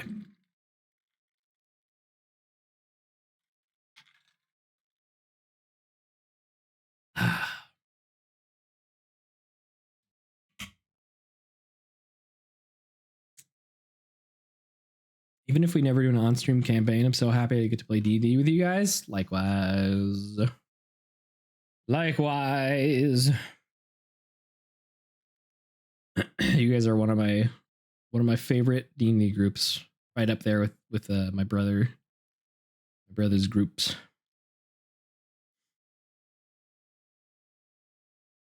So fun to play with you guys. And then I've been watching Critical Role's Campaign 2, the live play. Recently I started watching, I think I'm on like episode 2 right now. That has also been a lot of fun and very very inspiring for, you know, writing my own campaign. Just sort of seeing the passion that goes into, like, Matt puts his excuse my language, but Matt Mercer puts his whole pussy into everything he does.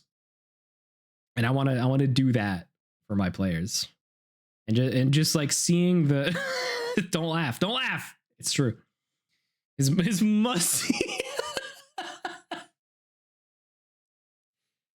he puts his all into everything that he does for those guys, and it shows, and like their appreciation for that is so visible, and it just they all have such a great time. So it's really fun to watch that while I'm like thinking about making a campaign. His musky no adjectives. There are no adjectives here. Adjectives. It's Matthew Musser. Oh my god. Hi, Alina. I'm sorry you had to see that. I know that your innocence has just been shattered. I'm so sorry. I take full responsibility. So how you doing?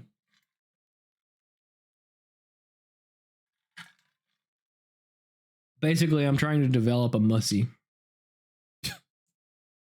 People be talking about the Mercer effect. No. I'd be talking about them. I'd be getting that mussy. All right, I'm gonna stop that. So you're the reason I'm so fucked up. My bad.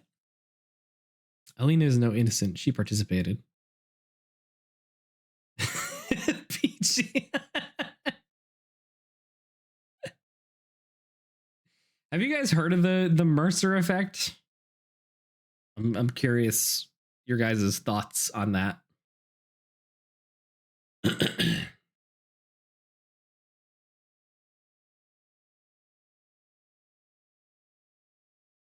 I have not.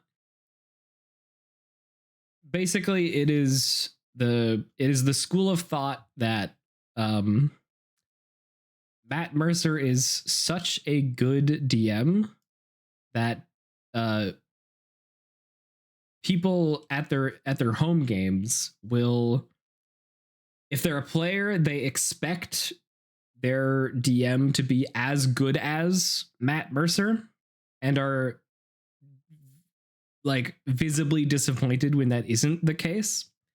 Or if you're a DM emulating Matt Mercer, you know, you like think that you're expecting your players to be like, you know, Liam holy fucking, what's his name? Liam O'Brien, Laura Bailey. You know, you're a DM who expects your players to be like on the level of professional voice actors. Yeah, like Liam Neeson.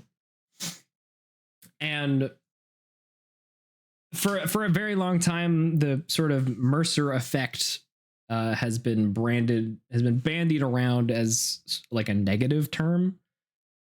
But I just recently watched. Matt was on an episode of Last Meals.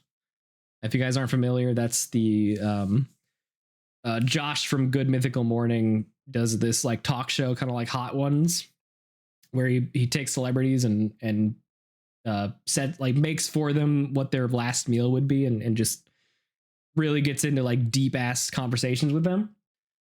And he had Matt Mercer on the show recently, and he asked Matt about the Mercer effect and sort of what his thoughts were on it. And Matt was just like so disappointed that people like use this term as like a derogatory term, like a way to they basically saying that people were taking the wrong lesson from, you know, his DMing. And just like I agree wholeheartedly. I think to want to emulate Matt Mercer is a good thing. He is a phenomenal DM. I think to want to emulate Liam O'Brien or Laura Bailey or Travis Willingham is a good thing. But to force that expectation upon your DM or upon your players and then be disappointed when you're not, like when they're not giving it back. In Matt, to paraphrase something Matt said, like if you are expecting your DM to be Matt Mercer, then you better be Laura Bailey. You better be Sam Riegel. You know, if you are expecting that level of commitment, you better be, you know, you better do the same, right? I almost fell asleep with my eyes open. Sorry, I'm so boring, Angel the First. I don't know what you want me to say to that. There's a Brennan one? Yeah, there's a Brennan Lee Mulligan one too. I love that series, by the way. This is a not sponsored. I just really love the Last Meals show. Josh asks some incredible questions, and he's so funny and personable. I honestly think it's better than Hot Ones, and I love Hot Ones. Or even forcing that expectation on yourself, since that's different than wanting to emulate. Yeah, exactly. It's also like a self thing, you know, like trying to be Matt Mercer, but then you're disappointed in yourself for like falling short.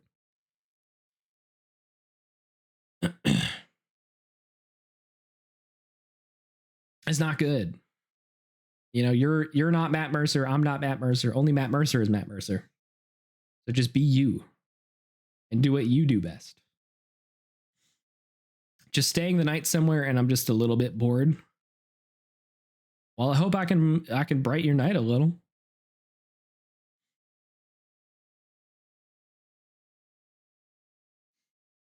Matt Mercer, Matt Mercer, Matt Mercer. Say Matt Mercer. Matt Mercer, Matt's. Smells like farts Matt. in here. What's like a tongue twister? Smells Matt like Mercer. toots. Matt Mercer makes mats. Matt Mercer makes the yoga mats. No, that's nothing. There's nothing there. And I have an inspection going on and what's going to be my new place. I just need to be considered official there and then boom, I'm all good. Well, shit, hope things work out for you. I am I am definitely a homebody and I don't really like spending the night in places that are not my own bed. So I feel you.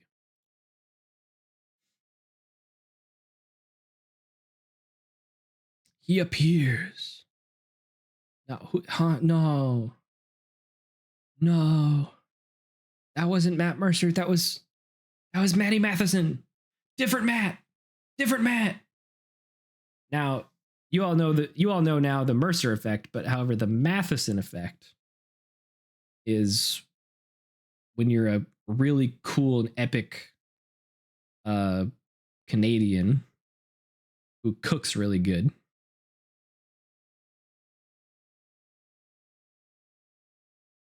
Yeah.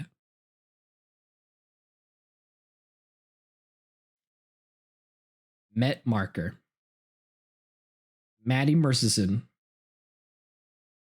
Matty Matheson. Is this anything? Is this content? Is this keeping you awake, Angel? Merc Matter. All right. Since I'm not reading anymore, I can go back to actual music. I like music. You guys know that about me? How long has it been? 2 hours. I feel like I've been streaming for 4. Maybe I'll play a game. I've been feeling kind of nostalgic lately. And I was going back and forth between wanting to play Fable: The Lost Chapters. That's Fable 1 for anyone unfamiliar. Or Story of Seasons: A Wonderful Life, which is a remake of Harvest Moon: A Wonderful Life for the GameCube.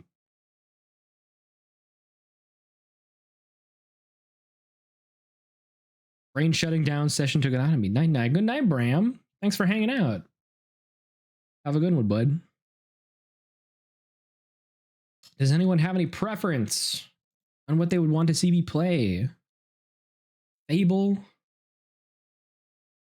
I'll kick a bunch of chickens around and punch guards who probably don't deserve it. Or a cozy little farming sim from the mid-2000s. Or a remake of that. I just want to watch Gamma play a fun game. Aww. Aww.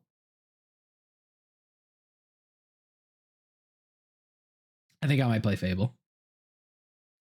Probably going to pass out too, but have a good stream. I'll watch the VOD later. Have a good night, Omega. Always good to have you around, buddy. Sleep well. Oh, Helldivers is getting a new content update.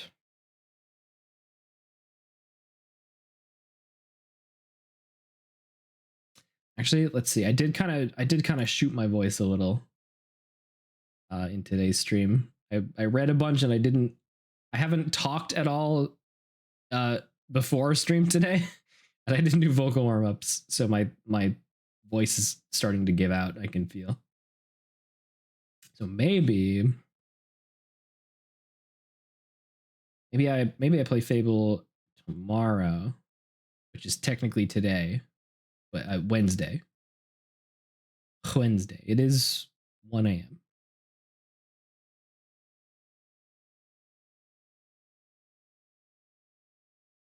Yeah, let's do that. I had a good enough time today. Oh shit, the ads just went off. Dang it.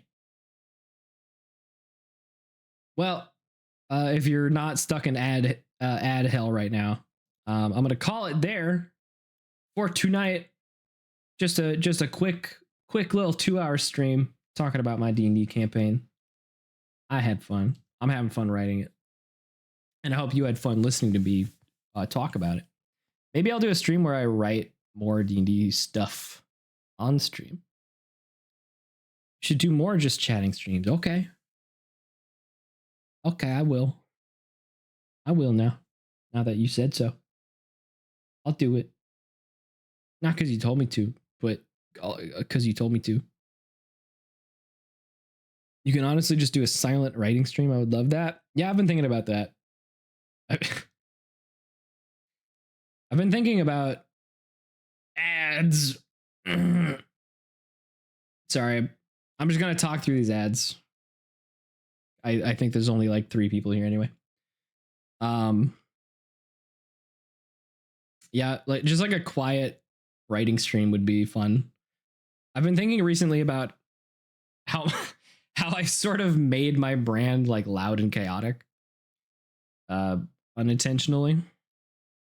So maybe a quiet stream, it wouldn't be such a bad thing. Because fuck branding. not to throw shade at anybody who does branding. Like Peachy's branding is fucking phenomenal. All her shit is on theme, and it's wonderful. And even when you break theme, it's still great. But I've never been like a branding guy. My shit is just all over the place. Yeah, branding, theming, interchangeable. My brand is everything. My brand! But your brand is also like... It's quiet chaos. Quiet, comfy, cozy chaos, I would say, is your brand. And not to say that is a box that you should be put in or that you should put yourself in. That's just what somebody can expect generally when they open up a Peachy the Octo stream. Whereas the brand that people tend to come to expect from me is chaos and what the fuck is happening and why does that guy have 7 limbs?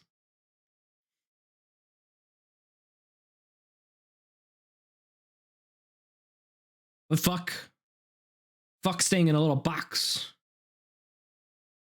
Fuck expectations. I do what I want. Now, I don't think anyone expects anything from you. You're just Gamut. Yeah, you're right. I think I expect a lot from me. And then I project that expectations onto my viewers. And I'm like, oh God, oh, they're expecting me to be like this, to be a certain way. Oh, panic. I've deviated slightly from what they expect of me. But it's just me. It's all in my head.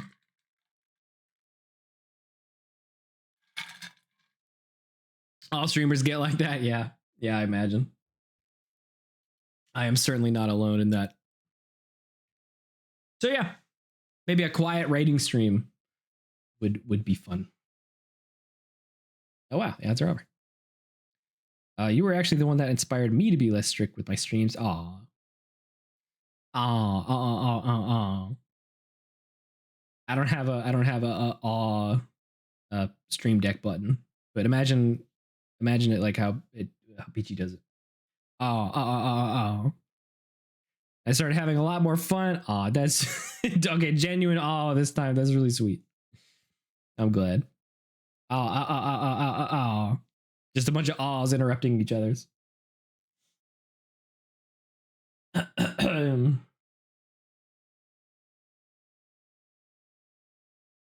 see, is anyone live this late at night? Or is it just me? We clap. I don't even know I had that emote. Hell yeah.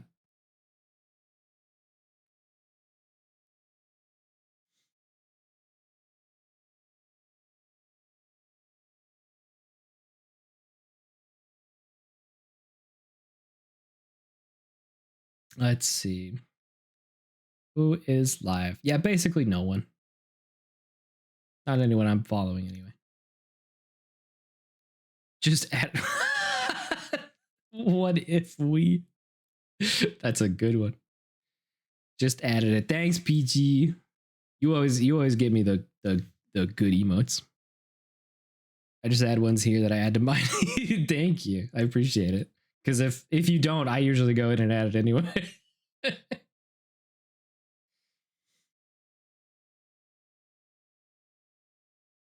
Let's see.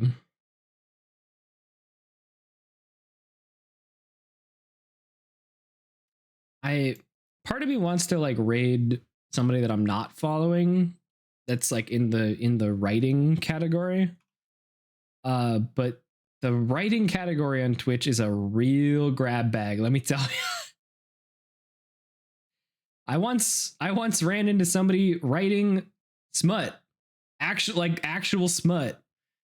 But they weren't showing the Word document in their stream, and when they were reading it to themselves while revising, they would just replace the smutty words with like banana or eggplant.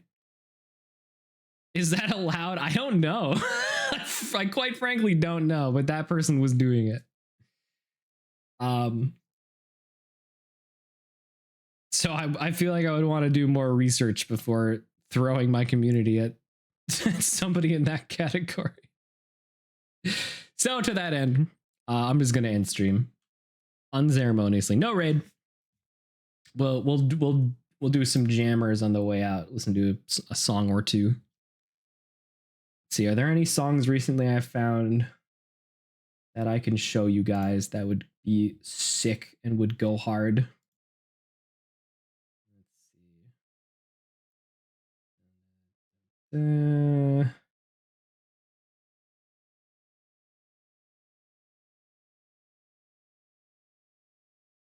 Thanks for coming, you guys.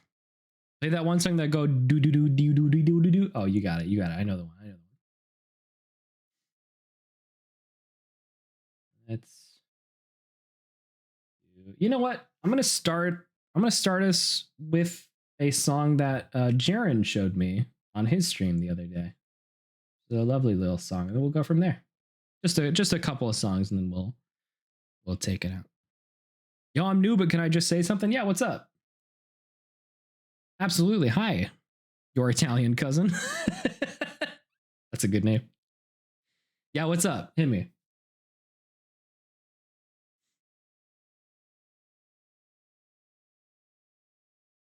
Don't actually hit me. I'm very fragile. I'm like a bird. I would snap. I had Irish wedding soon that do be the new gabagool. Oh, Irish wedding soup that do be the new gabagool. Hell yeah. It's always jarring when a first time chatter says, "Can I say something?" Yeah, that is also a grab bag. Very dangerous one. Hell yeah, though. Irish wedding soup. I didn't know that was a thing. I'm going to have to go to some Irish weddings now.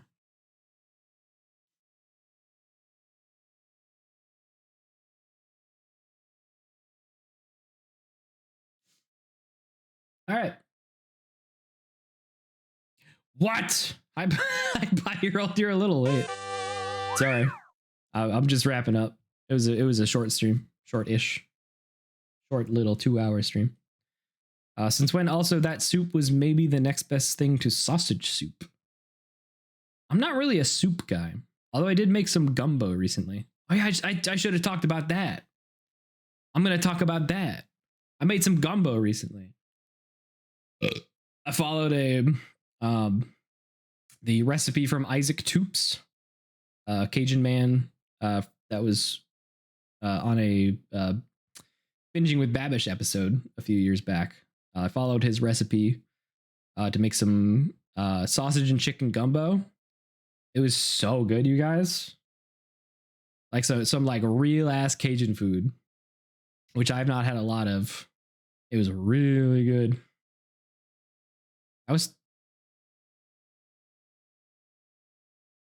Oh, okay. I thought you said that episode of Binging with Babish was 2009. I was like, no way.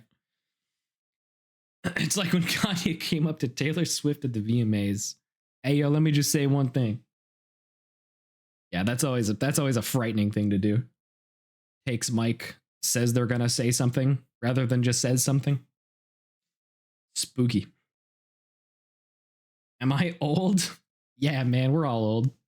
But also, we're the youngest we're ever gonna be. So live it up.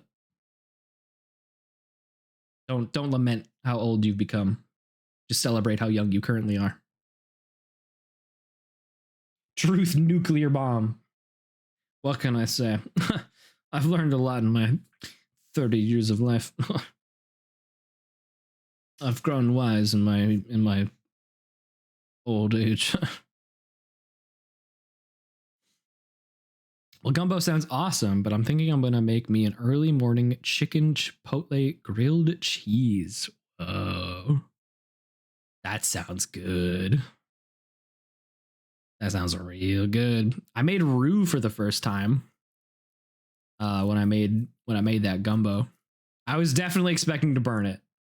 A quote from Isaac Toops himself was, "If you've never burned a roux, you've never made a roux." So I was 100% expecting to burn it, but I didn't.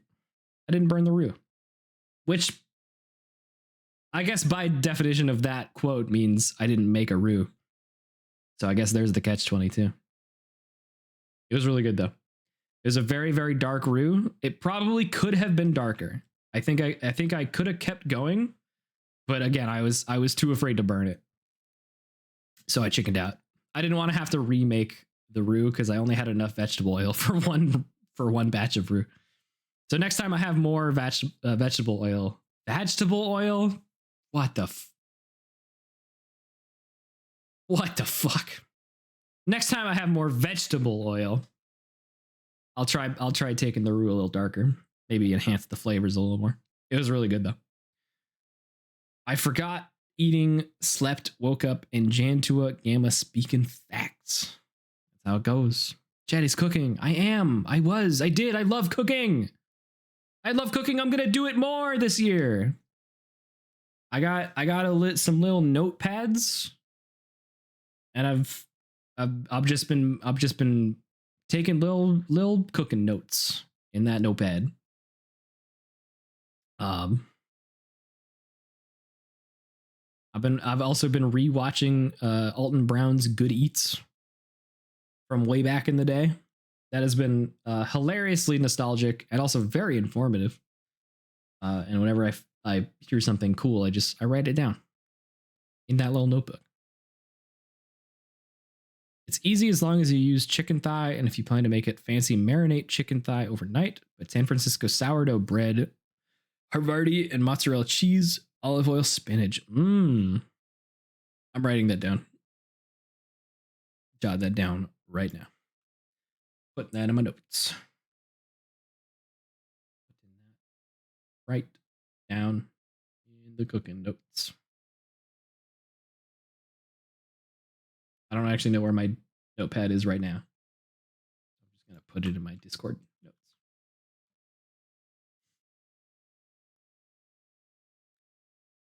Just dropping some cooking tips in the late night Twitch chat.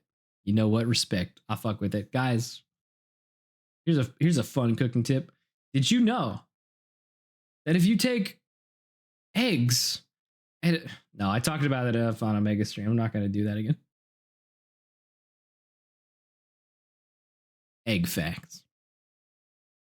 The cooking SCP. Bro, I can't believe I'm best friends with Jax Films now, by the way. Yeah, what the fuck? Guys, anybody who wasn't here at the end of Peachy's stream earlier today, she raided into Jax Films. And at this point, I expect streamers with more than 1,000 viewers to just ignore raids or new follows, new subscribers, whatever. But he like had several conversations with Peachy and referred to her by name several times. He like made the stream about her for several minutes. It was really cool. I respect that. I dig that. Thank you so much for playing Thanks for the follow, my Italian cousin. You're my Italian cousin now, right? That's how that works. Didn't Germa also like shout you out? Did he? I don't know if he ever said Peachy's name directly, but I know he's interacted with you before. Back when he wasn't a huge streamer.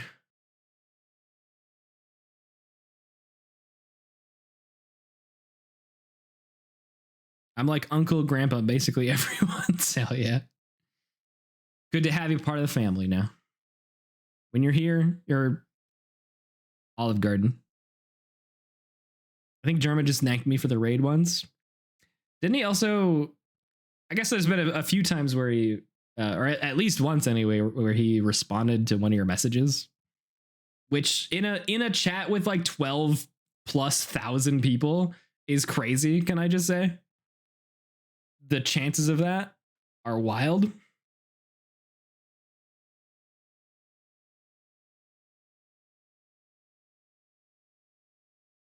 God, I love Carter Vale. Yeah, I used to do that more when he was smaller, but yeah, I'm honored every time. Yeah. Yeah, again, I've just sort of become conditioned to larger streamers just kind of, which I get. Out of necessity, you have to spend less time interacting with every individual person. But I don't know, it was neat to see Jax Films, you know, several thousand people in his chat, and he took the time to thank Peachy specifically for raiding, and then just like interacted with her for a little while. He like paused what he was doing, or like he took what he was doing and included her in it. It was cool. Yeah, you just feel so special when they notice you. Your senpai noticed you. That's super parasocial, Peachy. What the heck? What the heck?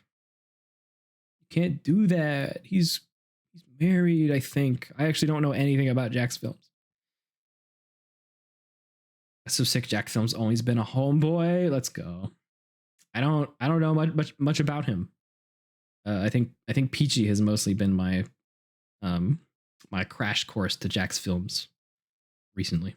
I don't use Twitch almost ever. Had it 6 years or so, only used it like 4. So I come back, do an @followage, look like I'm always there, then show up a few years later. Good plan. For real. Yeah, she's been a long time fan. I didn't know much about him. I knew of him, but I never really watched his content. But that's cool that he a real one. I appreciate that. He's also very funny. Peachy showed me the Christmas songs videos that he did and does every year. Those crack me up. Very good stuff. All right, I'm running out of things to say, and my voice is slowly but surely fading. So I'm gonna bounce. Rusty Chevrolet was a banger. Say your word for it. Let's see. Do I have any final piece of cooking advice for you guys? Let's see. I talked about the roux. If you've never burned a roux, you've never made a roux. That's from Isaac Toops. What else? What other cooking tips? Let's see. What has Alton Brown taught me recently? Did you know that there's like, I think it's like 98% of the corn that we grow in the US, or maybe worldwide even, is not edible. The corn that you think of when you think of like corn, like edible corn on the cob, makes up 2% of what is grown in the US. Corn facts, bitch.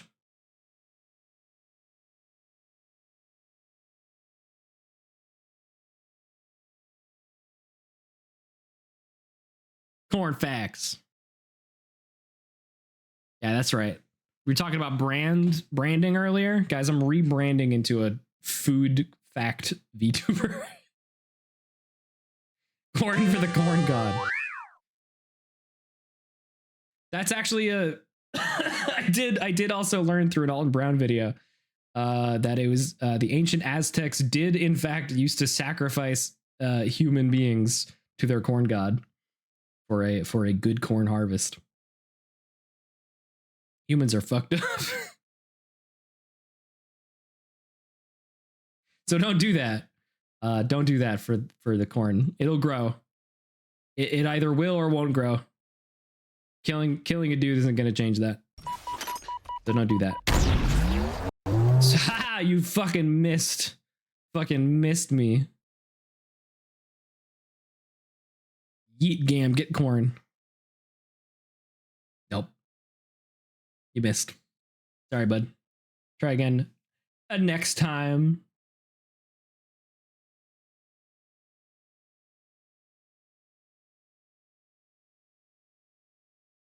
You know, that redeem just the real behind the curtain reason that the grenade goes there is because that redeem doesn't work on this scene. But now I'm just gonna pretend the fake reason, the in front of the curtain reason is that I have sick dodging ability. You can't hit me. Okay, I'm gonna go. Good night, everybody. What game was that from? That was from Halo. That is a Halo 3 sticky grenade, or any Halo, I guess. Doesn't matter. Sorry, Pyrold. Did not recognize the sound from older Halos. Yeah. I pretty much exclusively played Halo 3. Or at least that's the one I played the most. So that's the one I think of. Good night, sleep properly, be good. I will, just for you, Pi. And no one else. Thanks for a fun stream. Thanks for hanging out, guys. This was a lot of fun. I'll I think tomorrow I'll play some Fable The Lost Chapters. I'll play some Fable The Lost Chapters. And then on Thursday, guys, and then on Thursday we're gonna do I'm gonna do a stream with Omega. Oh god, my body. Oh, I don't know. I'm gonna on Thursday. Me and Omega are gonna play Dark Souls. We're gonna do the Dark Souls Spicy Wings challenge, which I still need to actually figure out what that means and what the challenge is. But we're gonna eat hot wings and we're gonna play Dark Souls. And he has never played Dark Souls and knows almost nothing about it. So we're gonna teach him. We're gonna teach him the lore and the what's cool about the game, because it's one of my favorite games ever. And also we're gonna eat spicy wings while we do it. So that'll be fun. So that's on Thursday. On Friday, me, Peachy, Omega, and Honey are going to be over on Honey's channel. If you guys remember from God, was it like 2 years ago now? Holy shit. Almost 2 years ago now, we voice acted for Tavern Talk, It's a visual novel called Tavern Talk, and we did a bunch of voices together as amateur voice actors, as we are. And that game came out with like a little prequel game, and it's a pretty short game. I think it's only a few hours, so might just be one stream and not a series. But on Friday, we're gonna get together on Honey's channel, I believe, and do a little bit more amateur voice acting. I mean, professional voice acting. That'll be fun. Catch us over there at Ate Honey Maru's channel. If we could get a shout out for Ate Honey Maru, please, from the one mod that is in chat. And then let's see, the day after that is the last day of JAN2A. I know. I'm sad. I'm sad too. But it'll come back again next year. And always remember that JAN2A is a state of mind. And JAN2A will be in your heart always. Remember you said all of 26? No. You can't prove it. You can't prove it. Nobody can prove that here. Nobody can prove that. Didn't happen. Nope. Nope. It was clipped. Yeah, well, so are my nails. Whatever. You're not my dad. Like, whatever. Like, later.